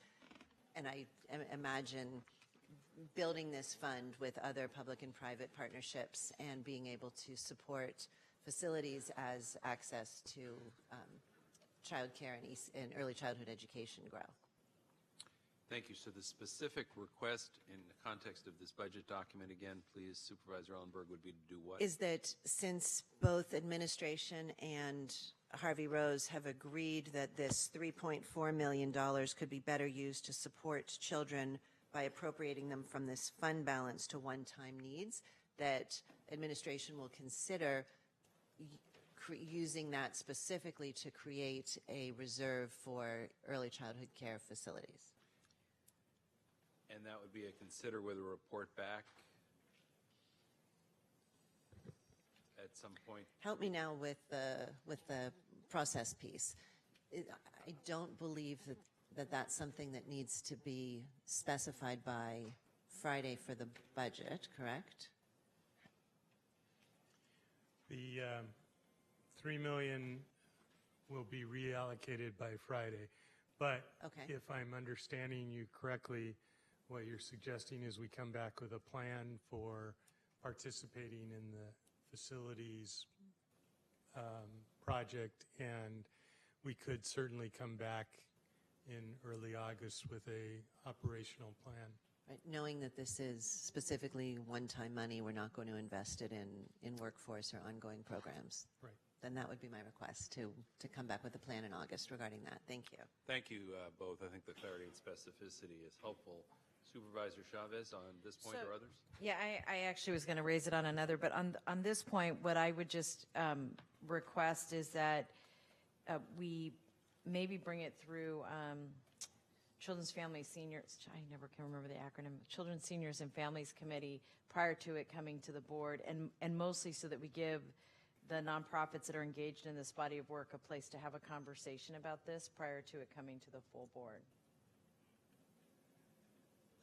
Well, what I'm understanding is that this money you've already incorporated into the budget we're voting on right now. Well, you'll be voting on it on the 14th. Right, and so If you're reappropriating it to something else, we'll have to recommend defunding something else. right. So what I'm suggesting is to follow up on what Susan would like to do is, irrespective of the source of funds, she wants to have a conversation about the facilities fund. Is that accurate? Can you turn your light? To Dr. Smith's comment right now, has that 3.4 been specifically allocated somewhere already, or just this general to support children through one-time needs? Yeah, in the tabulations that we introduced at the start of this hearing to show how the agreed to findings, which includes this $3 million, as well as revised recommendations that the board will be considering throughout the week ahead, and the new information and the inventory of board proposals all add up to being rebalanced. So that rebalancing with all those anticipated adjustments that are going to be considered by the board this week includes assuming that this $3 million is available to help balance those. But those are not, this 3.4 million are not general fund dollars. These are tobacco tax dollars, which I believe cannot be just used as fungible dollars to back up any budget. They can only be used for health budgets, but there are enough additional recommendations to count for that. So if what you're saying is you don't want it allocated to what we recommended in the revised budget, we would have to find a $3 million hole to create. Excuse the interruption, if I may.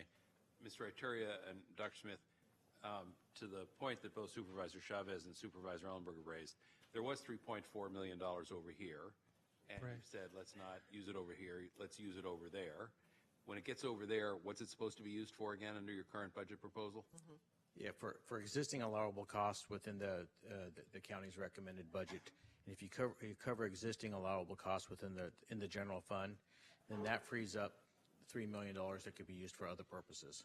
And so the existing allowable cost is not a project-specific designation. Right. It's $3.4 million that's sitting in a fund somewhere. And Supervisor Ellenberg, I understood, and please correct me if I'm wrong, understood you to be saying, hey, rather than have it sit in a fund that could be used for something, I'd like you to first consider whether it could be used for something specific, which would be the capital needs of the programs. Did I get that part right?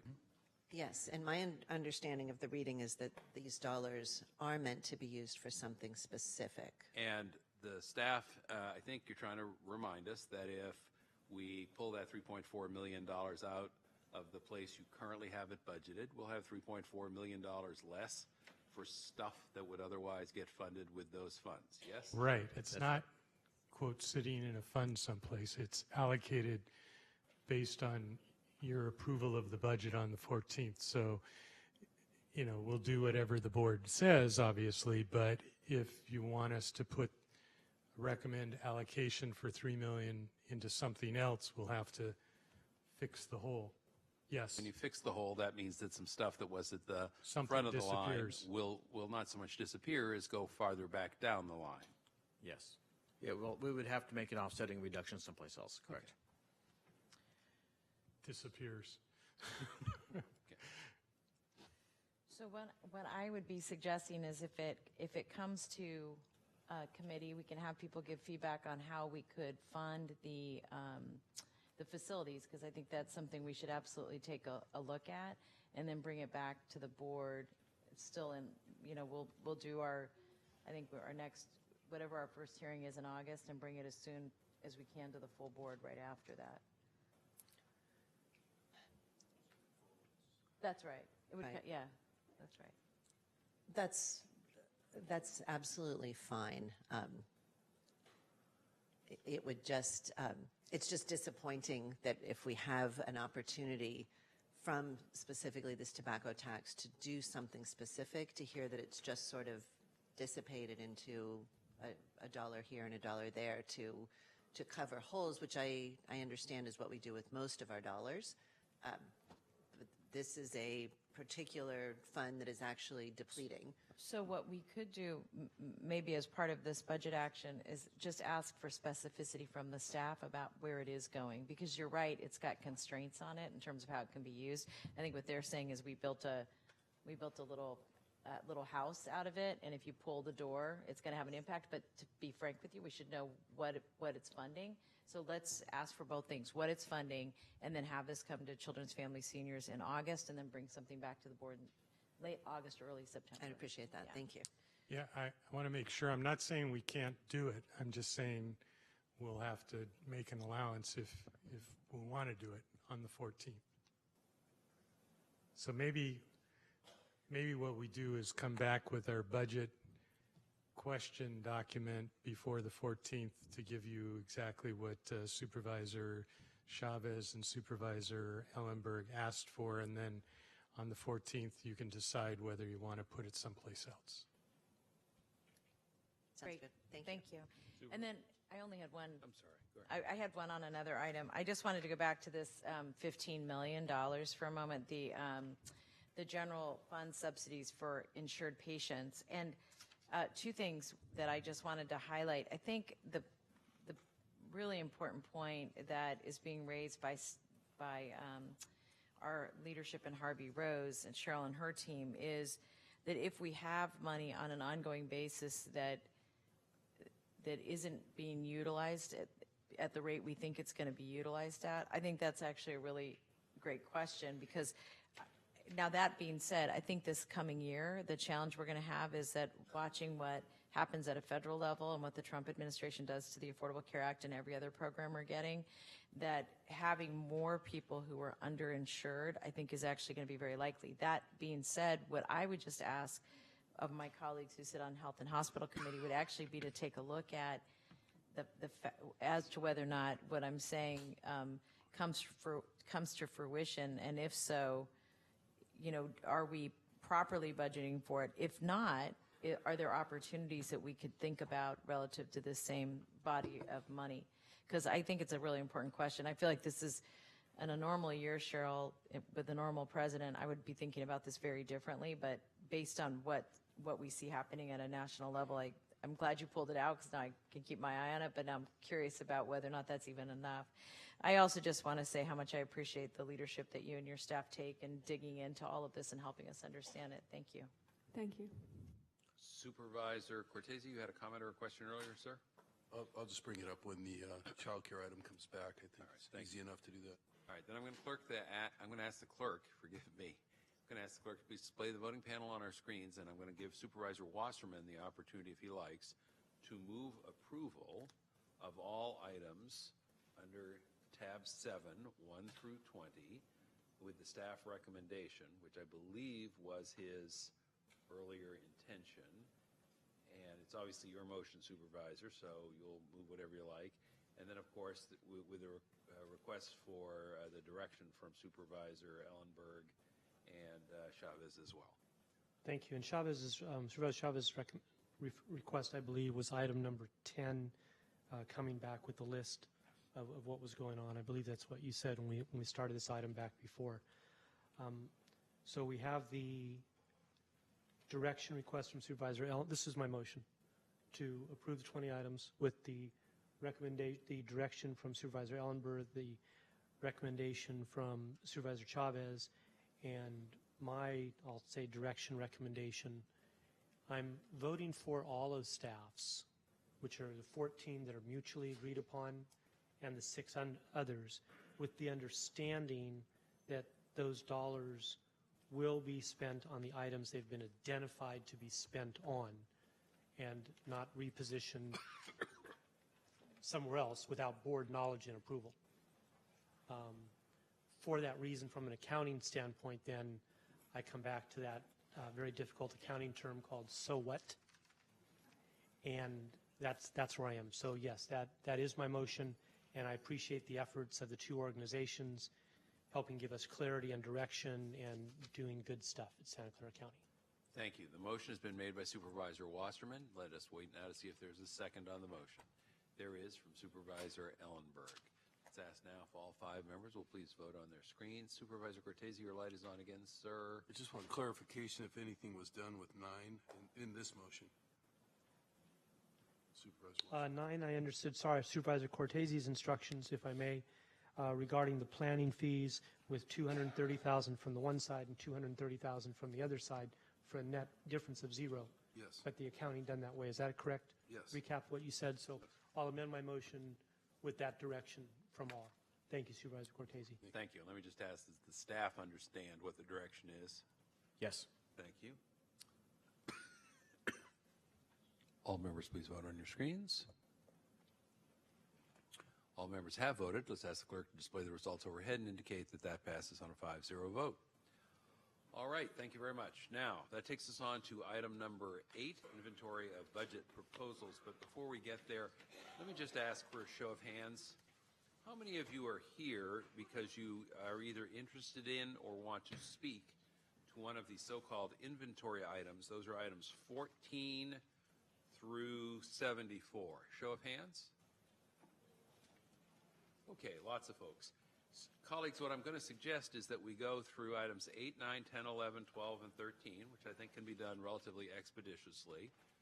Then, to Supervisor Wasserman's clumping concept, what I will, clumping, got it. What I will suggest is a single motion on items 14 through 74, if that's agreeable to the full board. Could you speak into your microphone, Supervisor? I know you've got a cold. I apologize. After we get through items 8 through 13, which I think can be done expeditiously, I'm going to ask if there's a motion for items 14 through 74. Allow anyone who wishes to speak to any of those items to come up and speak. We will, of course, allow any member of the board to pull an item from that list. Think of it as something similar to our consent calendar. So if somebody says, you know what, I really do want to have a more fulsome discussion of item number 16, we will, of course, pull it off. Or if anybody wants to either vote no or abstain on any one of those individual items, we will allow a recordation of that as well. The clerk is giving me a helpful nod indicating that we can make that work, notwithstanding our voting technology. So that would be my intention if that works for the board. Yep. I'm getting nods and smiles, particularly from the audience who's thinking that they might get to go home before dinner. Okay. But first, we need to march through items 8, 9, 10, 11, 12, and 13. So who's going to present on item number 8? Mr. Aturia? Yes, item number 8 is to consider recommendations related to the process for regarding the processing for the inventory of budget proposals. It provides a summary document in your packet of all of the inventory of board member proposals for consideration this week, as well as action to provide a delegation of authority to the clerk of the board to execute contracts or agreements that are approved by the Board of Supervisors this week through that process. Great. So this is a somewhat different process than we've used historical in that we're using the clerk of the board as I'll call her the fiscal agent, if you will, for many of these programs, if and when they are approved. This vote is a process vote. It does not actually approve any of those. That's why I'm going to ask the clerk of the board to please display the voting panel on our screen and indicate that the chair would greatly appreciate a motion to approve. And we'll say thank you to Supervisor Wasserman for that motion and ask for a second. Thank you to Supervisor Cortese. Comments or questions before we ask all 5 members to please vote on the screen? And we're waiting on only one of our colleagues because there is a question from Supervisor Ellenberg or a comment. Madam Supervisor. I want to pull off one of the inventory items from the list. We will get to that list in a moment, but right now it is only the process on item 8. When we get to item 14, I'll ask for a motion for items 14 through 74. Perfect. Thank you. And at that time, we'll call for such a poll. All votes having been cast, we'll ask clerk to please display the results, and we'll indicate that the motion carries 5-0. Thank you very much. That takes us to item number 9, board request for information report. Dr. Smith. And before you is a request to receive the reports from administration related to all of the Board of Supervisors' request for information that was submitted primarily during the budget workshop in May. Supervisor Chavez. Thank you. I just wanted to ask a clarification question on a couple of the letters. And one was on item 17. This is the agenda item 14G. Wait a minute. Let me just see if I got the right item.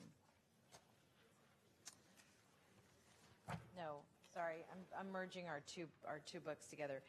On this item, on the staff letters, there's a couple of letters that don't actually respond to the requests that were being made. And what I'm curious about is, are those questions you want to get asked today, or are these just going to be accepted in the record, and we're not necessarily saying yes or no to these items, we're just accepting them into the record as your responses? Yeah, at this point, all it's being asked that you receive these into the record for their response. If there are subsequent questions by board members, we'll take them up, we'll record them. If anything that can't be answered that day, we'll come back with responses. Great. I'm going to just highlight 3 real quickly then. Is this the appropriate time Please. to do it? Okay. So on letter number 1, this was a request for better understanding why the Women's Equality 2020 activities weren't being funded additional revenue as being requested by the Office of Women's Policy. And essentially the letter says they haven't spent the money they have yet. And what my request would be of the staff is to actually get a spending plan for the entirety of the money that they're requesting, and make that spending plan available to us if possible by the end of the week. I'm not asking for a change yet. I'm responding to the point you raised. My understanding was they did have some ideas about how they wanted to spend that money, but I'd like to see that. And then for item number 17, this is a report regarding the status and strategy for continuing services for deferred entry of judgment program. And this item, my understanding was that there was going to be a response that looked at the additional probation officer. And so, Dr. Smith, I just wanted to ask if that's something that you've had a chance to look at. We'll have that readjusted for Friday. So call it out specifically on Friday. Great, thank you. And then on item 19, or letter number 19, this was a report on the status of high needs youth in juvenile hall and the James Ranch, including strategies for alternative placement. And one of the concerns I had is that it didn't look like a very fulsome response. And I know there was a second response that was going to be coming from the Social Services Agency, particularly as we were looking at resource families for foster youth. And what I would like to know by Friday is at least the timeline as to which those issues will get addressed. I recognize that there were a lot of different issues that you were trying to respond to at the same time, but the question really of resource families, what's our plan, what's our timeline, when will that come back to the board, would be really critical to highlight. Thank you. Other supervisors on this point? I'll just indicate that I had, well, I appreciated the responses. I continue to have questions about item 4, vacant positions, item 6, distracted driving, item 14, sheriff's office vacancies, and item 16, the juvenile hall costs of housing wards. And we'll have an opportunity to revisit those during the course of the budget, over the course of conversation in the next couple of days. So, the only item called for under item number 9, colleagues, is simply to receive the report from the administration. If we can get the voting panel on our screens, I'll ask if there's a supervisor willing to make that motion. And we'll say thank you to Supervisor Chavez for making the motion, and a second would be appreciated. And that's Supervisor Ellenberg. So now we'll ask all 5 members to please vote on their screens.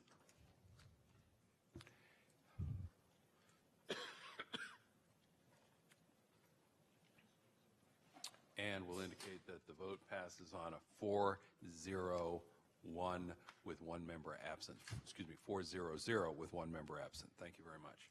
That takes us to item number 10, special programs and reserves. Dr. Smith, Mr. Aturia, who's going to present? Okay, yes, at this point, the board is being asked to consider the county executive's fiscal year 1920 recommended budget for special programs and reserves, and to refer the item for final consideration and approval on Friday, June 14th. Thank you. I'm happy to have the voting panel displayed for a motion. Would ask for a motion to approve the recommended action, which is simply to consider the recommended budget for special programs and reserves. I would like to have some brief discussion on this, however, once we have a motion on the floor. We do have a motion by Supervisor Chavez, second by Mr. Wasserman. Colleagues, my only quick observations would be following up on our earlier conversation about child care. This is another opportunity to observe that there is not a reserve identified for child care for the reasons we've discussed previously. And I would also just highlight the fact that in May workshops, I asked about the adequacy of reserves for registrar voters related to the Voters' Choice Act implementation. I see that they're proposed at $5.1 million ongoing and $2 million one time.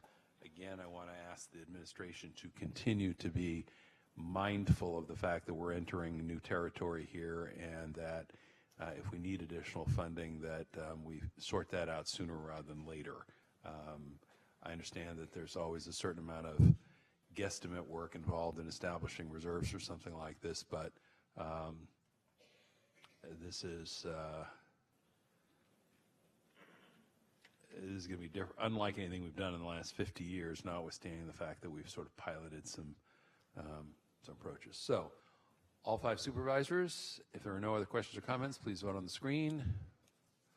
And we see that we have one more supervisor who we're waiting on to vote. And now that all 5 votes have been cast, we'll ask the clerk to please display the results, and the numbers indicate motion carries 5-0. Thank you very much. That takes us to item number 11, appropriations for contingencies. Here again, Dr. Smith, I'm going to turn to you and Mr. Aturia. Yes, the action before you is to consider the county executive's recommended budget for the appropriation for contingencies and refer the item for final consideration and approval on June 14th. Thank you. And colleagues, the recommended action, of course, is to refer the item for final consideration, as you just heard, on June the 14th. So if we can get the voting panel displayed on the screen, someone can make the motion to do just that. Motion by Chavez, second by Ellenberg. All 5 members, please vote on your screen. Unless there are any questions or comments, don't want to cut anybody off. There are none. So we'll ask the clerk to please display the results and announce that the motion passed on a 5-0 vote. Again, that's item 11 passing 5-0. Item number 12, Board of Supervisors budget.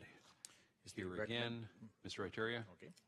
The recommended action is to consider the recommended budget for the Board of Supervisors, including Supervisors District 1, District 2, District 3, District 4, and District 5, and to refer the item for final consideration and approval on June 14th. Only question as we look for a motion, Mr. Ituria, just want to confirm with you there have been no changes to the proposed budget from our May workshops? Correct. Thank you. Motion by Chavez, second by Ellenberg. All 5 members, please vote on your screen. And the motion carries 5-0. Thank you very much. Takes us to item 13, and that is the budget for the clerk of the board. And here again, the motion is for a referral for final consideration on the 14th. And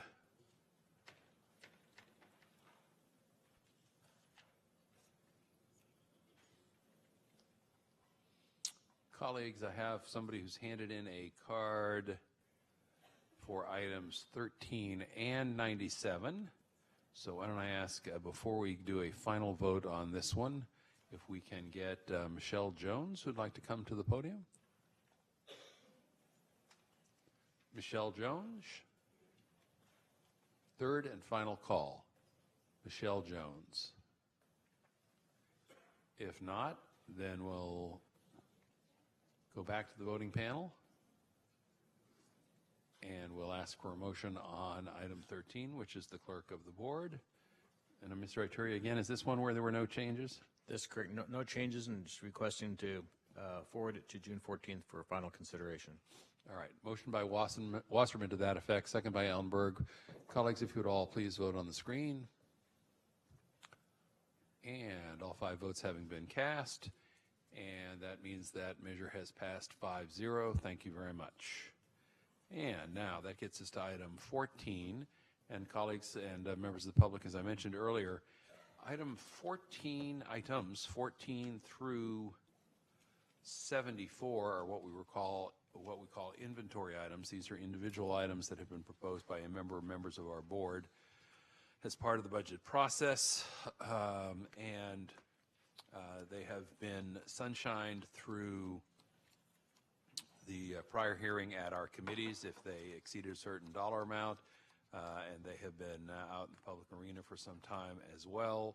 And what I'm going to do is ask if colleagues are amenable, again, as I said earlier, to taking them all up as a single motion and then pulling any item that anyone would like to speak to as a board member individually, and or allowing individual board members to speak to or cast a no vote on or cast an abstention on any items, even if we take them up in a lump.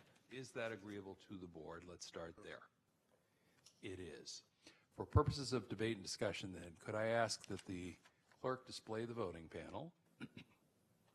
Could we get a motion to approve items 14 through 74, understanding that we will withdraw any item at the request of any supervisor? I have that motion from Supervisor Chavez. I have that second from Supervisor Ellenberg.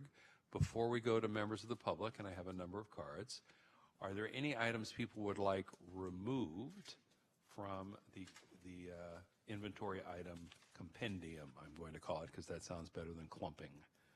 Okay. Yes, Supervisor Cortese, please. Yeah, this is, akin to consent question, I suppose. I can take this up by removing the item or just try to clarify or make inquiry. Should I try to make inquiry? It's one of my items. Your choice. It's one of my items. So, your choice, sir.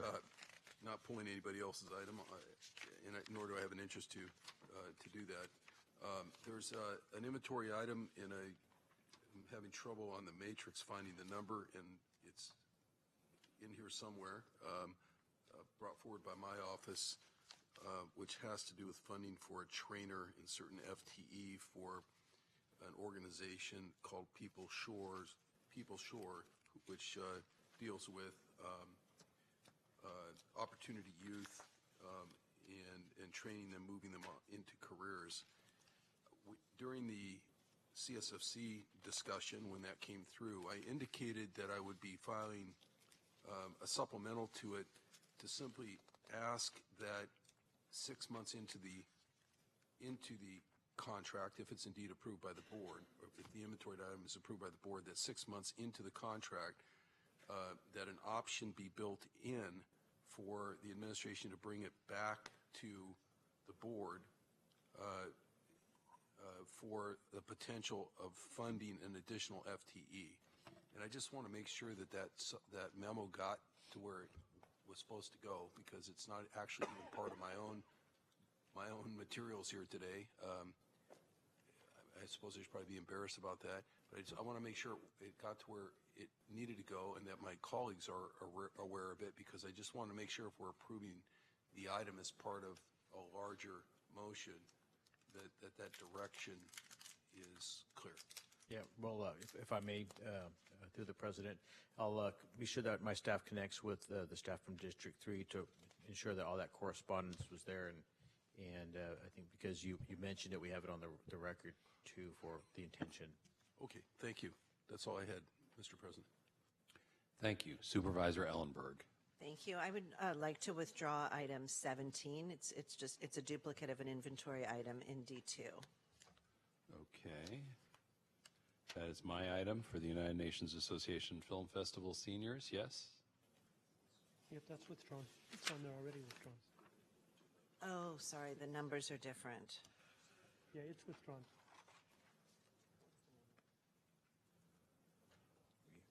You have it covered.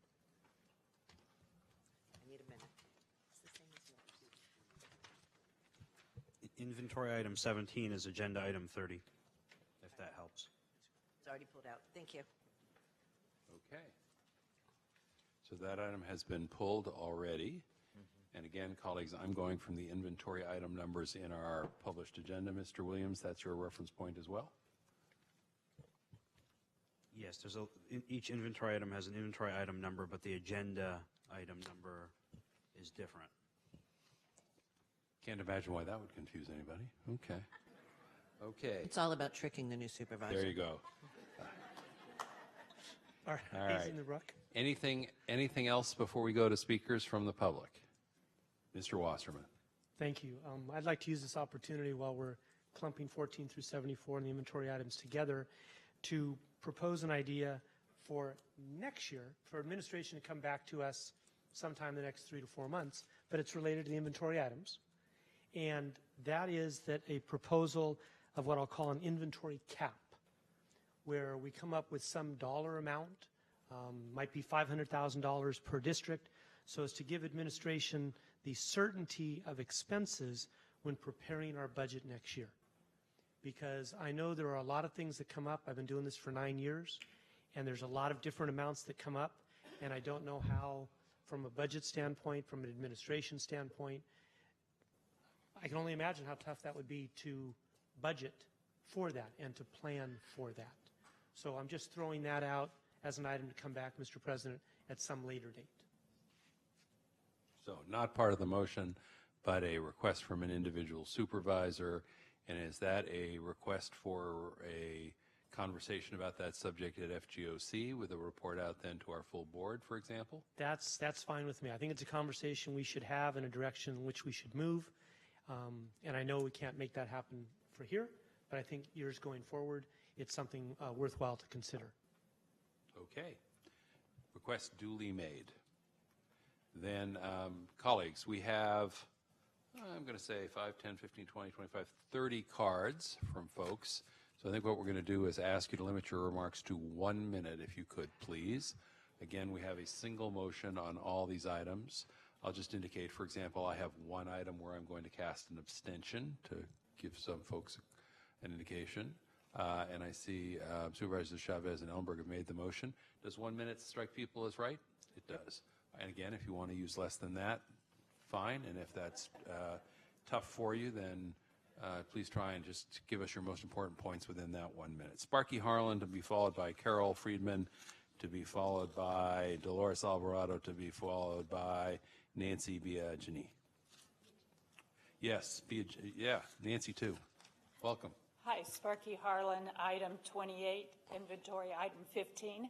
I'm here to speak on behalf of the 100-Day Challenge to kickstart our plan for homeless youth services for this county. It's been done multiple places already. We'll be part of a cohort that includes New Orleans and Chicago, and should bring the community together to do something for homeless youth in this community. Thank you.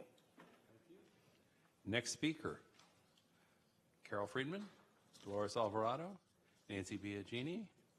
And again, if you can speak to the inventory item numbers on our published agenda. I apologize that there's two sets of numbers, but that'll, I think, make sure we're all speaking from the same document.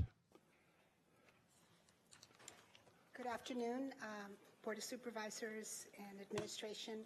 I'm here to speak on item 33, the Community Health Worker Pilot Program.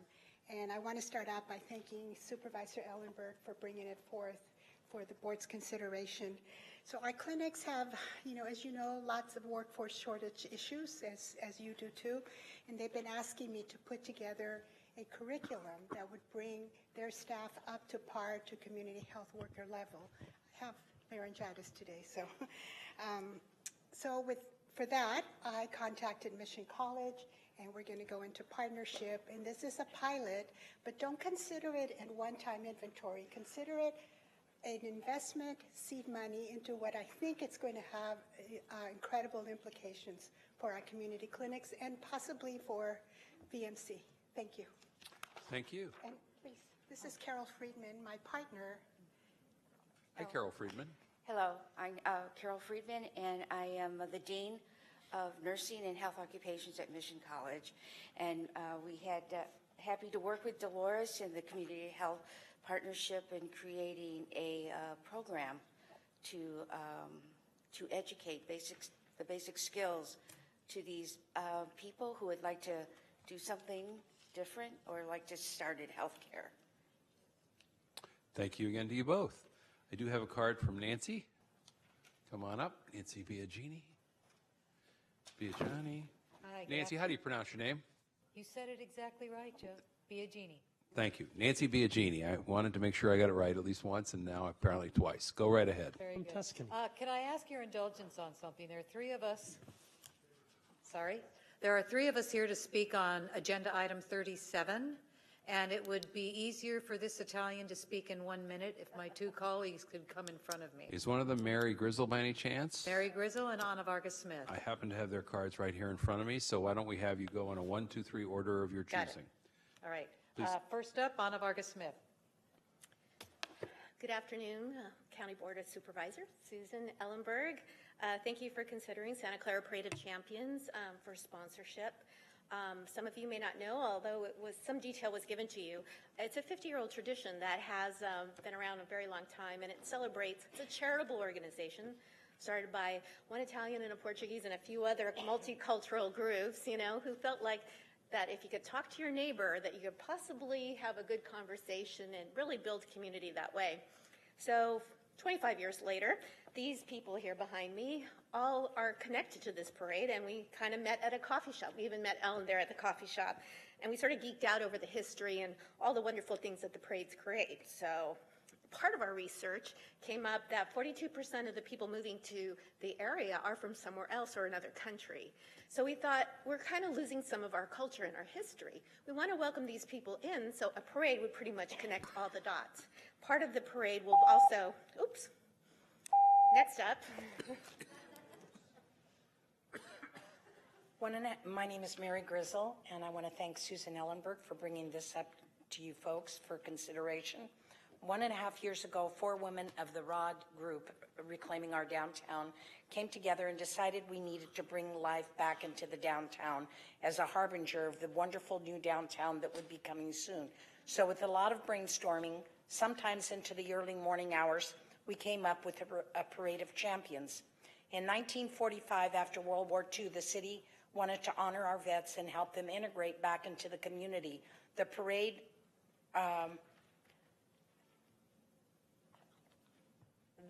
back then was called the Columbus Day Parade. It ended in 1995 when Mr. Marcelli retired, and none were wanting to take on this huge responsibility. After all, it was at its peak, second only to the Rose Bowl in California in size and content. The city lost its heart. Whoops.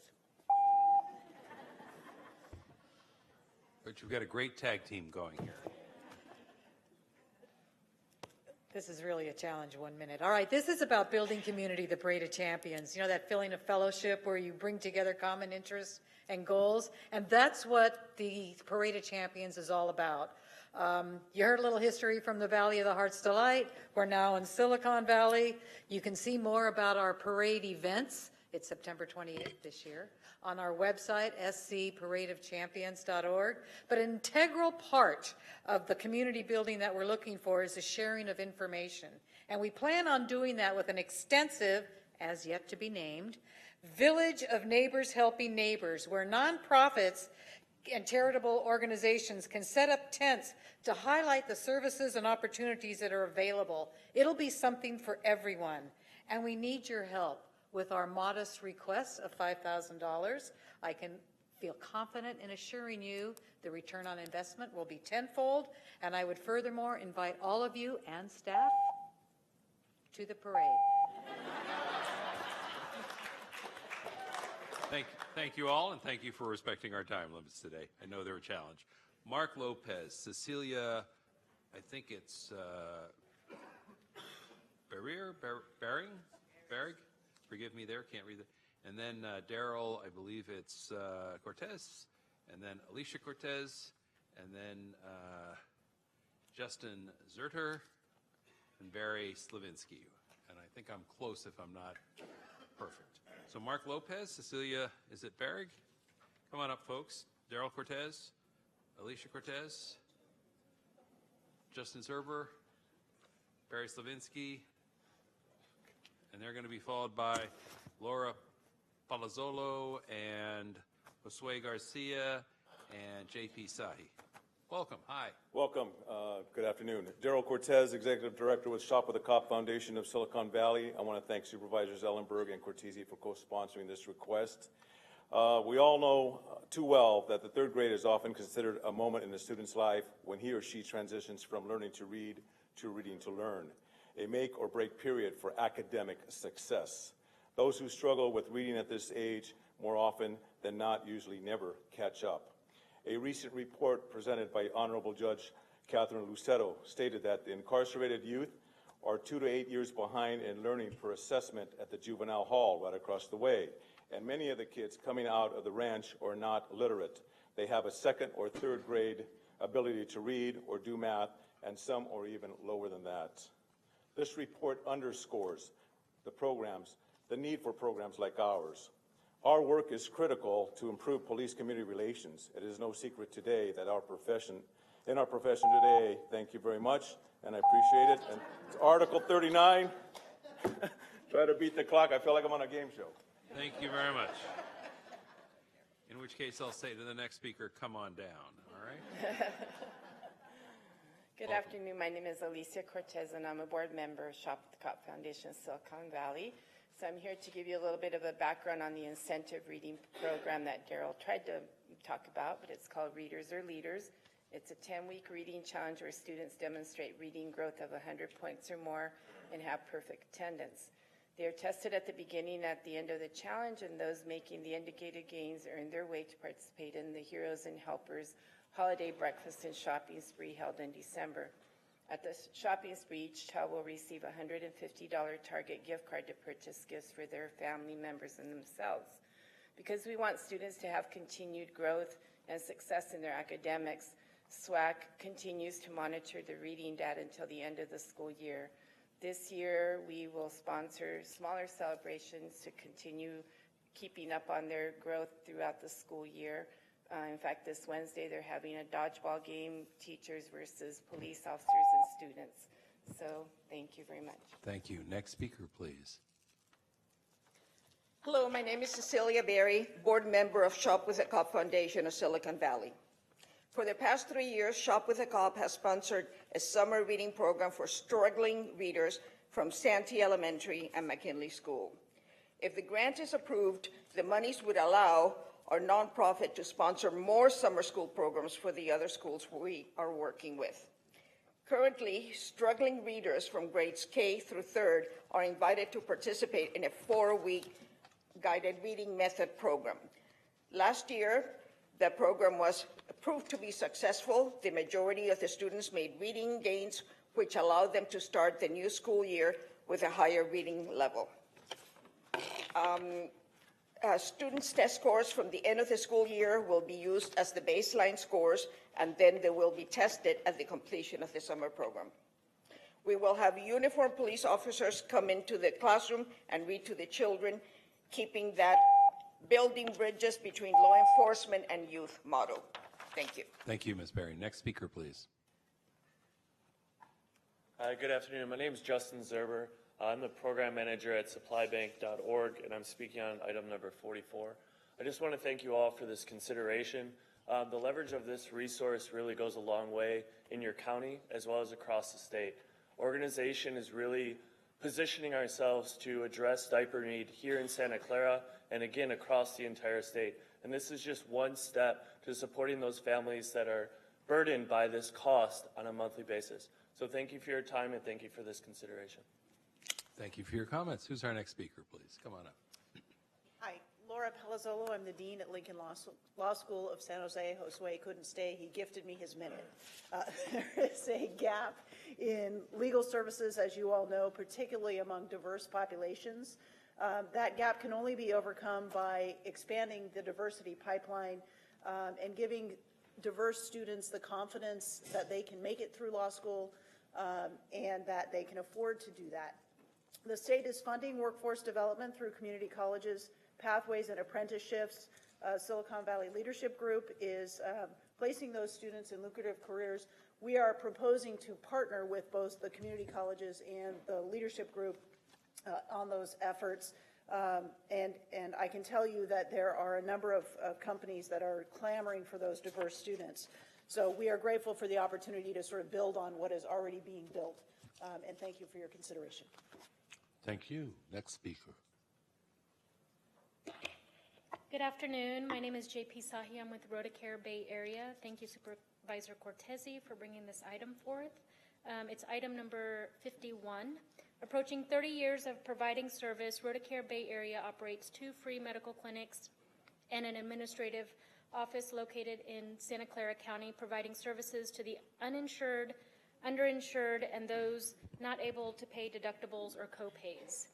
The clinics are an integral gateway into the county's primary care system, serving those with the most need and the least access. We value the partnership with VMC and the specialty services provided to those patients. Our goal is to serve the patient's immediate needs and guide them through the process of finding a medical home within the county. RhodaCare will continue to provide services as long as there is a need in the community, which we do not foresee going down. Providing quality of care in a manner such as our partner clinics with an electronic health record system, serving as an entry point for patients in finding a medical home. Thank you. Thank you. Next speaker. Yes, good afternoon. My name is Dan Do. I'm here for the Vietnamese Voluntary Foundation and also for Ms. Jenny Do, who would have been here if she is not overseas at this time. I would like to thank all of the Board of Supervisors to consider our application on this particular program. This is designed to help the people who are losing hope, cancer patients who are in a culture that they are unwilling to disclose, to tell the public of their trials and the conditions. And that's the reason why we need to have a support group, and this is a pilot project. We hope that you consider favorably for them. It's a project of hope, of dignity, and also of humanity. So I just want to thank all of you. Thank you. Could our next speaker come forward, please? I still have cards from Daryl Cortez and Barry Slavinsky. Did Daryl speak already? My name is Shiva Patibanda. I'd like to talk about inventory item number 63. I am an investor and a principal in People Shores. I'm an entrepreneur, and my objective is to give back to the community. I started companies in the Silicon Valley. If you're watching Comcast Xfinity, you're probably using our software. So we've joined with 15, 16 other entrepreneurs and created a fund of about $1.7 million with the intention of finding disadvantaged youth and finding them jobs that are long-lasting jobs. The intention here is to find them, not give them the fish, but help them fish. But where we are now is we have contracts signed up with Google, Accenture, Microsoft, some of the leading companies. We need money to find trainers to take the disadvantaged youth and train them very quickly. Our ask to you today is to fund the trainers so that we can scale our business faster and to get the disadvantaged youth out of your hands. Thank you very much. I have cards from Oliver Deely, Melinda Burns, I believe it's Lam Tranvien, and Sridhar Vajpayee. Any of those folks here? Come on up. Welcome. Thank you very much. My name is Oliver Deely. I'm one of the associates at People Shores. Being autistic, it's been hard for me to find a job, and so when People Shores took me in, they gave me like a new lease in life, a new way to get back into the technology sector, and so having a trainer in there would definitely help us, move along that path. And like I said, with autism, it's really, really hard. I mean, normal interviews may be simple for most people, but when you're autistic, it makes life even worse because of social deficiencies. So, like I said, having that training would definitely help me, go along that path and excel in this world. Thank you so much. Thanks for your testimony today. Who's next? Hello, my name is Melinda Burns, and I'm with People Shores and everything. So far, I've been suffering with a bunch of different issues, being losing my home, becoming homeless, traveling from here to San Jose to all the way to Connecticut and back and so on. And then the opportunity that People Shores have given me is something that has been extremely grateful. And then to be able to have a trainer come in and help us learn more of what we need to learn for many different issues that we need to just learn on is something that we desperately need. And I don't really know what else to say besides the fact that I'm appreciative of what People Shores has given us. So, thank you. Thank you very much. Next speaker, please. Good afternoon. My name is Lamfin Tran. I'm a process associate at People Shores. Before I was a process associate at People Shores, I was having trouble finding and keeping jobs, and I was also homeless. I was living at various homeless shelters, and at one of the homeless shelters, I met a few people who told me about a job opportunity at People Shores. And I've been working at People Shores for about a year and a half. I feel like I belong. I feel like I'm part of a family, and feel very happy and grateful to be part of People Shores. Thank you. Thank you. And our next speaker. I'm Sridhar Vajpayee, same item, People Shores. Thank you very much for the opportunity to be here.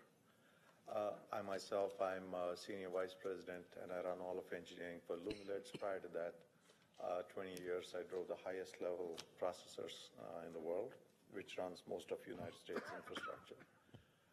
I grew up with meager means, and I feel I'm one of the most fortunate people in the world to be here, having done what I've done.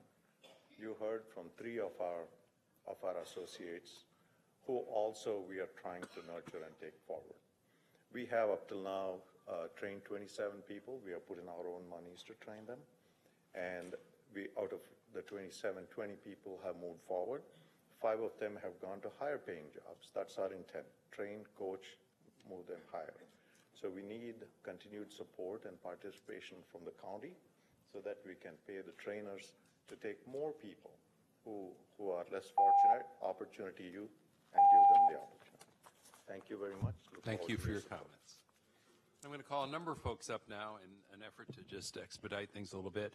So please come on up as soon as I call your name. Andres Garcia Gutierrez, Jessica Batista, Tuyen, I believe it's Fiac, Leilani Castillo, Pablo Presto, Manny Barbera, Sarah Vizcarando, Steve Borkenhagen, Sean O'Kane, Jennifer Merritt, and Dorian Llewellyn. Welcome. Good evening. My name is Andres Garcia Gutierrez. I am from San Jose, and I attend Overflow High School. And I'm speaking upon other candidates, number 53, yeah. And I come from a program called Camp Everytown. And what I want to talk about this program is that it helps a lot in every way. It's like a big opening eye for other kids at my age, especially teenagers, high schoolers. Like, not a lot of kids go through this situation.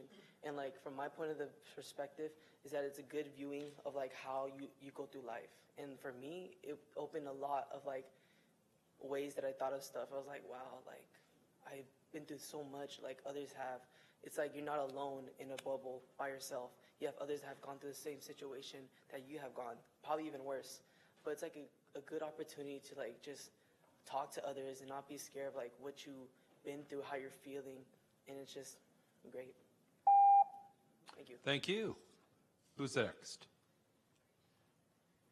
Hi, my name is Jessica Bautista, and I am speaking on behalf of item 57 for Silicon Valley Faces Camp Everytown program.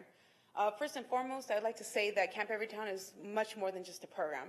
It is an experience. It is an experience that changed a lot of lives, including myself. I am currently the camp director for this program, and when considering the budget item, I want you to consider some of the lives that it's going to potentially change, like one of our students right here, Andreas. And I also would like to invite you out to kind of be a part of that experience. So just thank you for your consideration, and yeah, thank you. Thank you. Who's next? Come on up.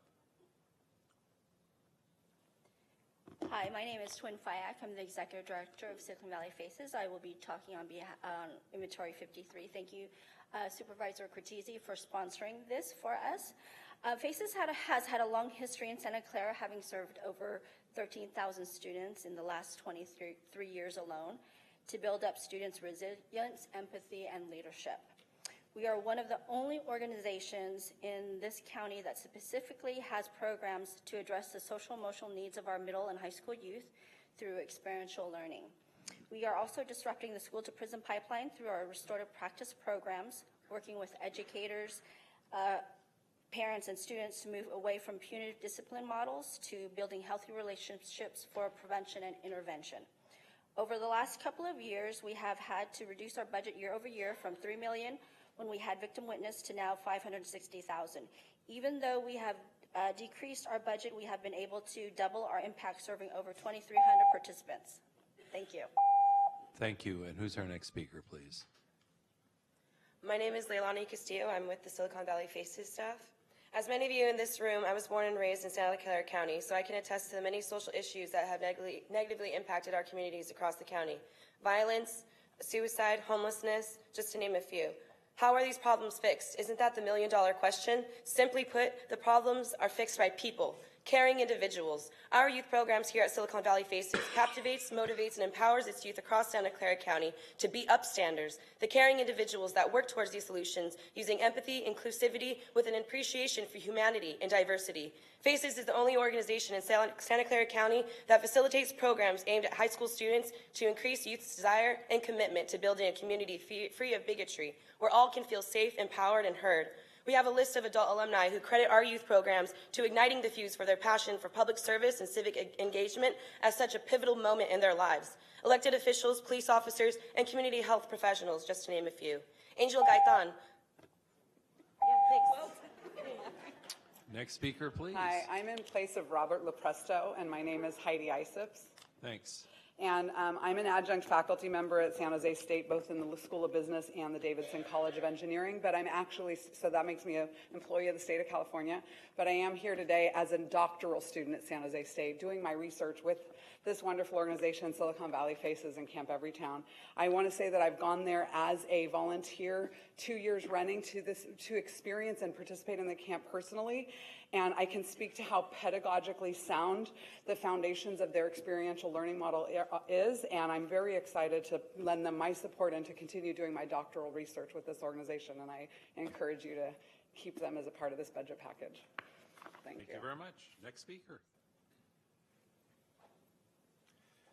Good afternoon. My name is Manny Barbera. I work with the Silicon Valley Education Foundation, and I coordinate the East Side Alliance, and I'm here to speak to item 64. Thank you for considering our request, and I want to thank Supervisor Cortese for bringing it forward. The East Side Alliance is a collaborative of the 8 districts within the East Side serving over 80,000 students. We would be the 3rd largest school district in the state if we were one district. And our request will as a planning grant to allow us to continue to focus on the most underrepresented youth with a hyper focus on the most needy students, foster youth, the homeless students within the district, and students receiving social services such as through CalWorks. So thank you again for allowing us to present this proposal. Thank you for being with us. Next speaker, please. Good afternoon. My name is Jennifer Merritt. I'm also speaking for Father Dorian Llewellyn, who had to leave. I serve as the Director of Community-Based Learning for the Ignatian Center at Santa Clara University. Supervisor Chavez and members of the Board of Supervisors, I cannot thank you enough for putting forward an inventory item number 67 of $21,000 to support the Thriving Neighbors Initiative in the greater Washington neighborhood of San Jose. This is a community comprised mostly of Latinx individuals, most of whom live below the federal poverty line. For over 5 years, Santa Clara University has had a unique partnership with this community. Our goals have been to support education for children while promoting pathways to prosperity for families facing economic challenges. During this time, our faculty and staff and students have worked side by side with the neighborhood residents and also with personnel from local schools and agencies. We've worked with these leaders to develop and sustain a variety of community-based public service programs, including sustainable gardens, after-school enrichment, entrepreneurship classes for adults, and more.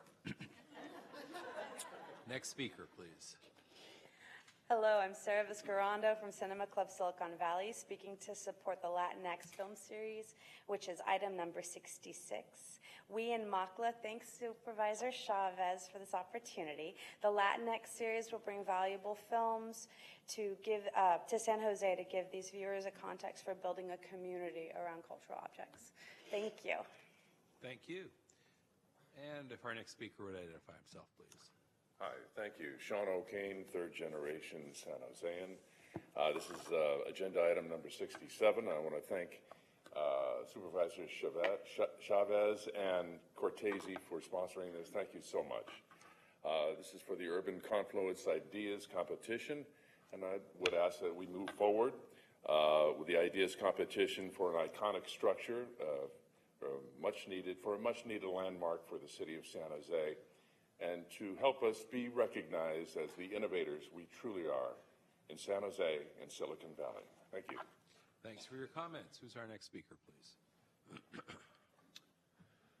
Steve Borkenhagen, Executive Director of Urban Confluence Silicon Valley, San Jose Light Tower Corporation. I'd also like to thank Supervisors Cortese and Chavez for sponsoring our item. We're thrilled to finally give Santa Clara County and San Jose an iconic landmark that people around the world will recognize and talk about.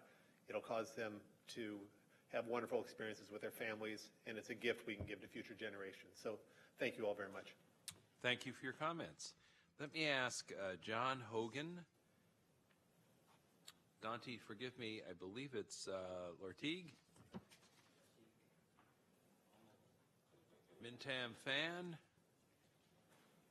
Cecilia Carranza, forgive me again. Don Hoch. Sharon Rigi. Dante, is it Lortique? Chai Thompson. Quen Vong. And Min Tom Fan to please come up and welcome. Hi, thank you for expediting this. Can I hold mine for item 80?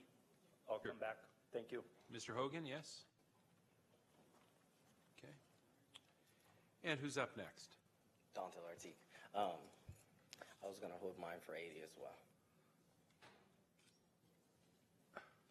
Yeah, we just went through, we're going through item 74, so I'm just going to renumber you for items number 80, okay? Appreciate it. Thank you. And then who's up next? Come right up.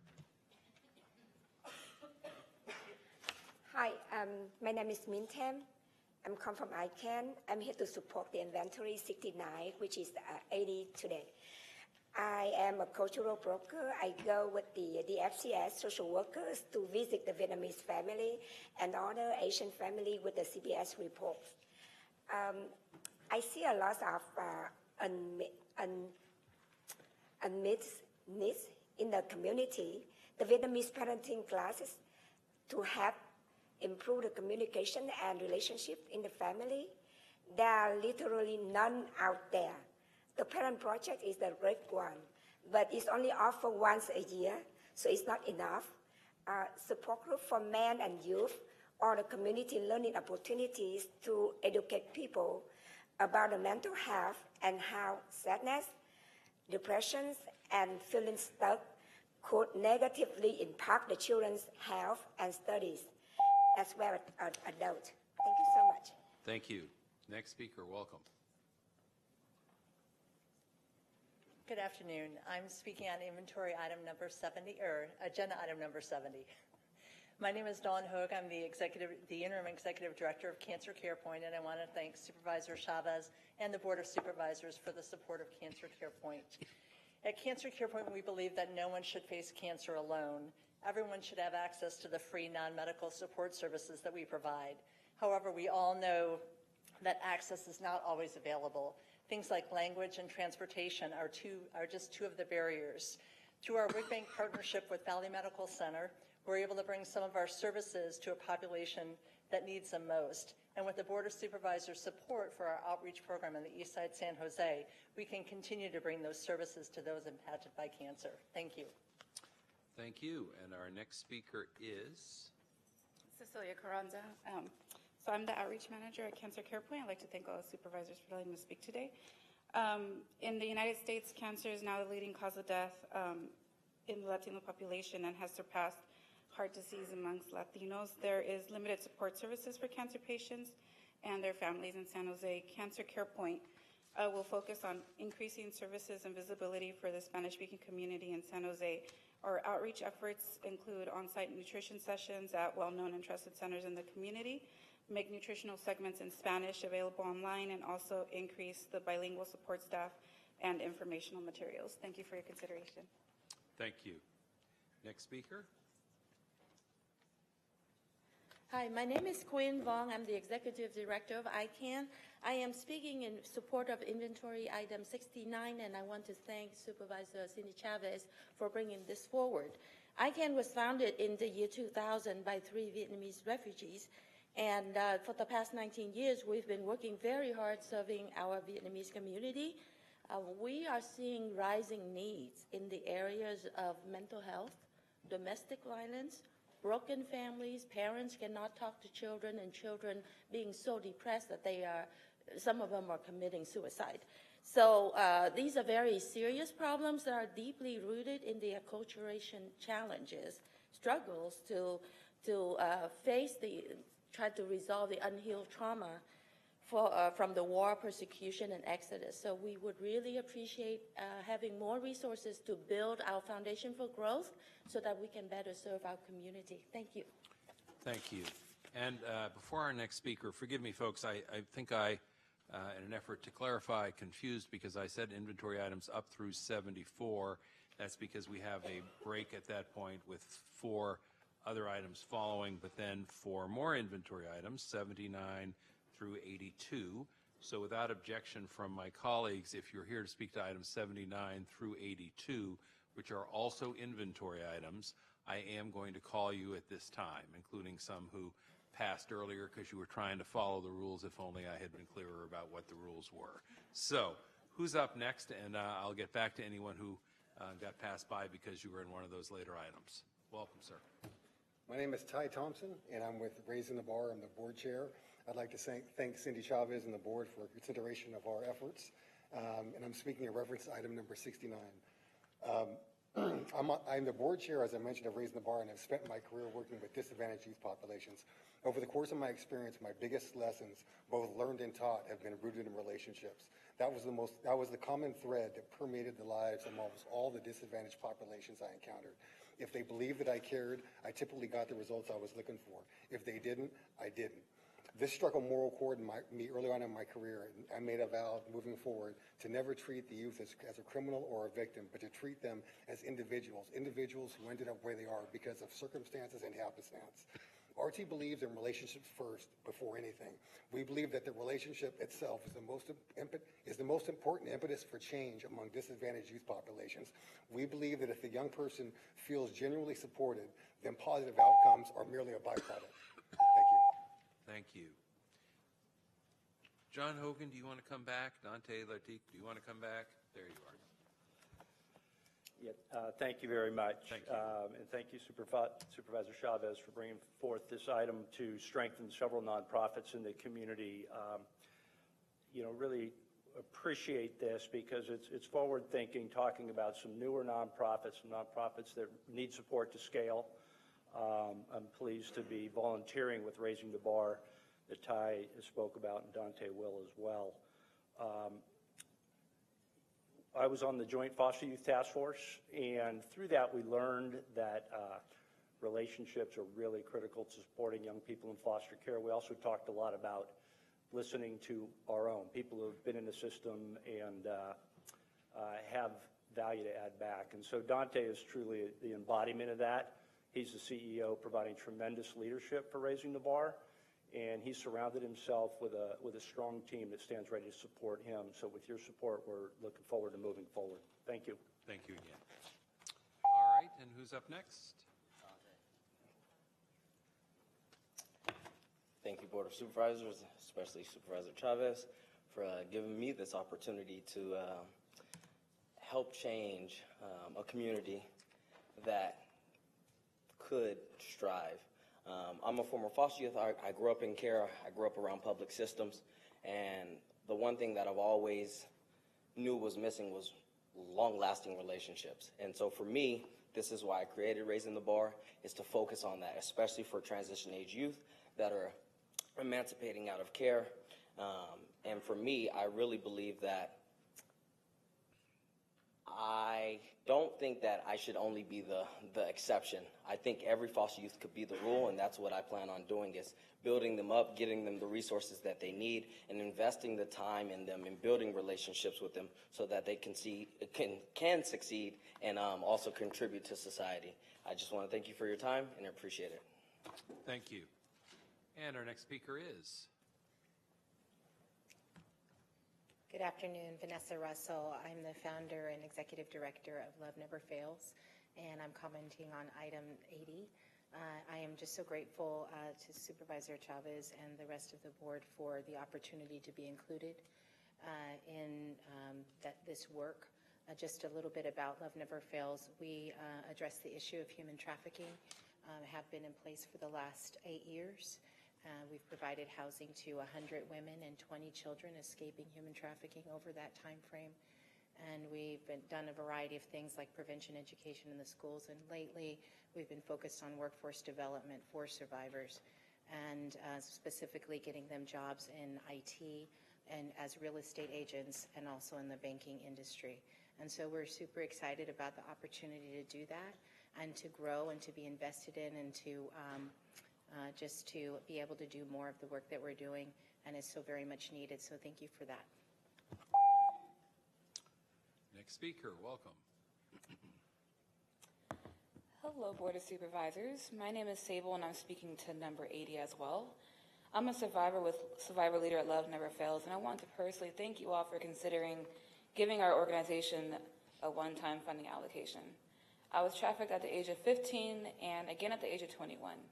Being raped, tortured, beaten, and forced to do many unspeakable things in many different places left me immobilized, traumatized, and with a distorted image of self.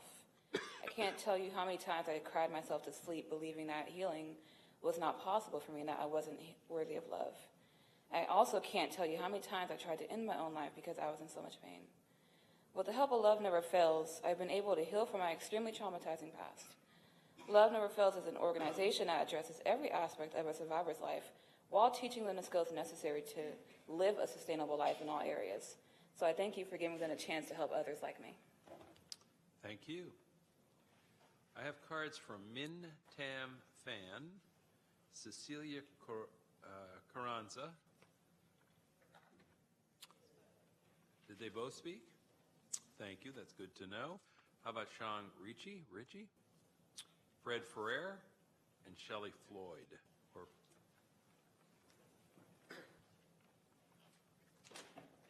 Good afternoon. My name is Shuan Riahi. I'm the legal director at Siren. I would like to begin my remarks by thanking each of you for unwavering support for Santa Clara County's immigrant refugee community. Thanks to your vision, courage, and moral fortitude, SCC remains the safest county in the country for our community. I'm here to speak on behalf of my organization in favor of agenda item 81, graciously put forward by Supervisor Chavez.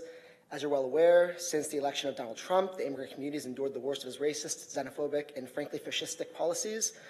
The most vulnerable among us, asylum seekers and refugees, find themselves caught in the gears of a deportation machine whose purpose it is to grind through human beings, send them back to countries where they face torture and persecution. In such cases, access to an attorney is paramount, as individuals with an attorney are approximately 5 times more likely to obtain relief from removal than those without. To that end, there are few organizations at SEC with the expertise and capacity to engage in complex removal litigation. Siren's one of them. In the last year, we have appeared in court over 100 times and stopped the deportation of 30 people. But despite the fact we have this program, it's unfunded by the county, so we would appreciate some funding. Thank you. Thank you. Next speaker, please. Good afternoon, Fred Ferrer, CEO, Child Advocates Silicon Valley. I am here to speak on behalf of our agency in support of item number 45, to support Child Advocates of Silicon Valley. As there are over 1,500 children in the dependency court in Santa Clara County, we have over 300 children on our waiting list who are in need of a CASA, a court-appointed special advocate. At this critical moment in their lives, when they're in the dependency court, it's essential for us as adults to be able to provide that caring, trusting adult, not only to become a mentor to the child, but also to become a watchdog and an advocate for them directly in the court. These dollars would go to support our older youth, our high school students, and our non-minor dependents, which are really at a critical moment for their lifetime support. And so we ask your support for this. We thank Supervisor Ellenberg and Supervisor Chavez for their support of this event. Thank you. Thank you. And who is our next speaker? Welcome. Good morning. My name is Shelley Floyd, President of Live the Dream Network. We want to thank Supervisor Cortese for bringing forward item 54. We're anxious to connect with the community to expand our outreach and narrow our focus on short-term education for a lifetime career opportunity. With your help, we'll be able to help others help themselves in relieving dependency on public funds, decrease homelessness, and give a big leg up instead of a handout. Although we have an all-volunteer board, there are costs associated with providing these vital services. We currently cannot contain these costs, and we need support and funding for administrative overhead, such as a physical location. We currently organize events and fundraisers, but as we grow, then it's not sufficient to sustain what we're trying to do to help the community. And we just, again, thank you all for considering our proposal. Thank you. Thank you. Now, I have cards left, and I may have called on some of you previously, so forgive me. I believe we heard from Barry Slavinsky already, yes? And how about, was it Daryl Cortez? He spoke, thank you. And how about Dorian Llewellyn? Just want to double check. Okay. Now, I don't believe I have any more cards for any of these inventory items. Does anyone think they've been overlooked?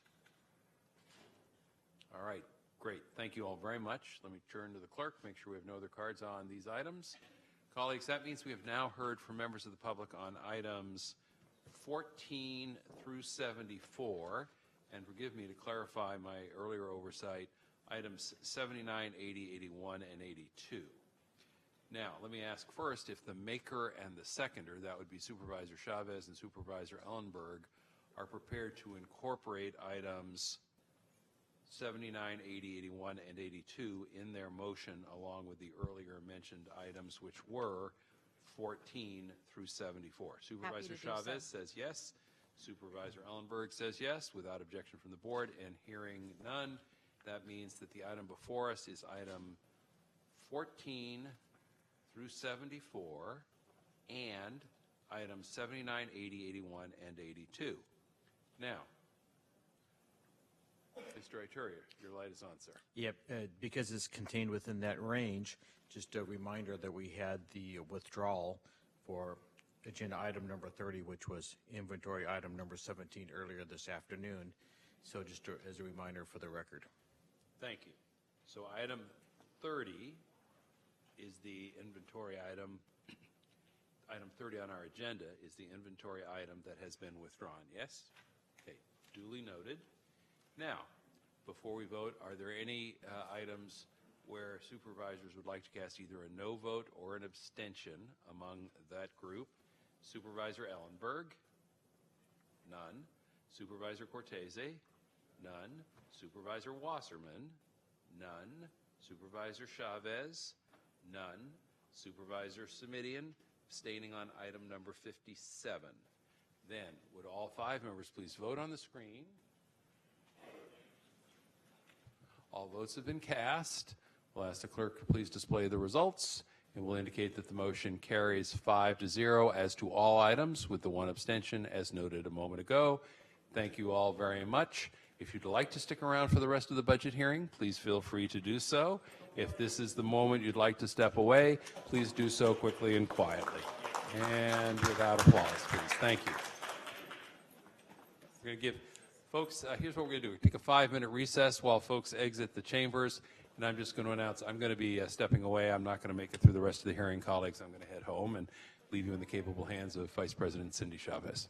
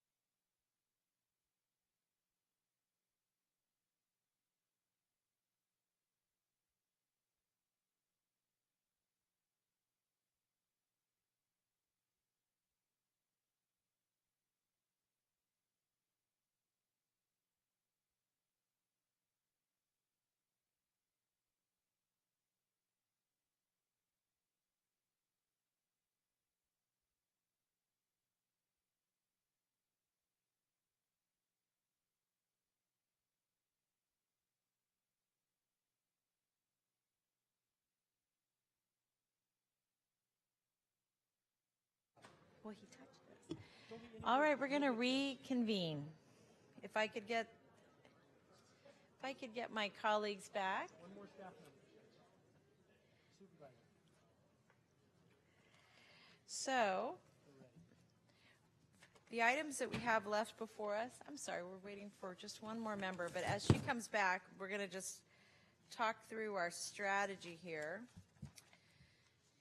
We have yet to take action on items 75 through 78, and then items 83 through 100 plus 102.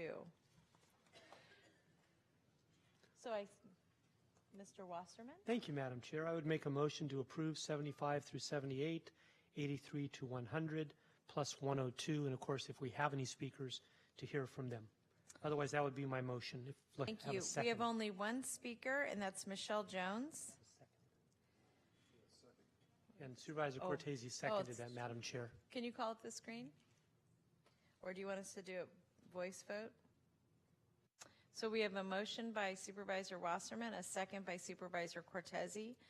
Any discussion on the motion? We have no speakers. I've called the one speaker, but has not been responsive. We have no speakers on this item. Seeing none, then all votes have been cast? I don't know, have they been cast? Yep. All right. And that passes on a 4-0-0 because our colleague Supervisor Simidian had to leave because he wasn't feeling well. And then I think that's the end of our agenda. Nice job, Chair. So we are recessed until 4 minutes from now, which is tomorrow, really, right? So we'll see you all tomorrow. Bright-eyed and bushy-tailed. Thank you, everybody.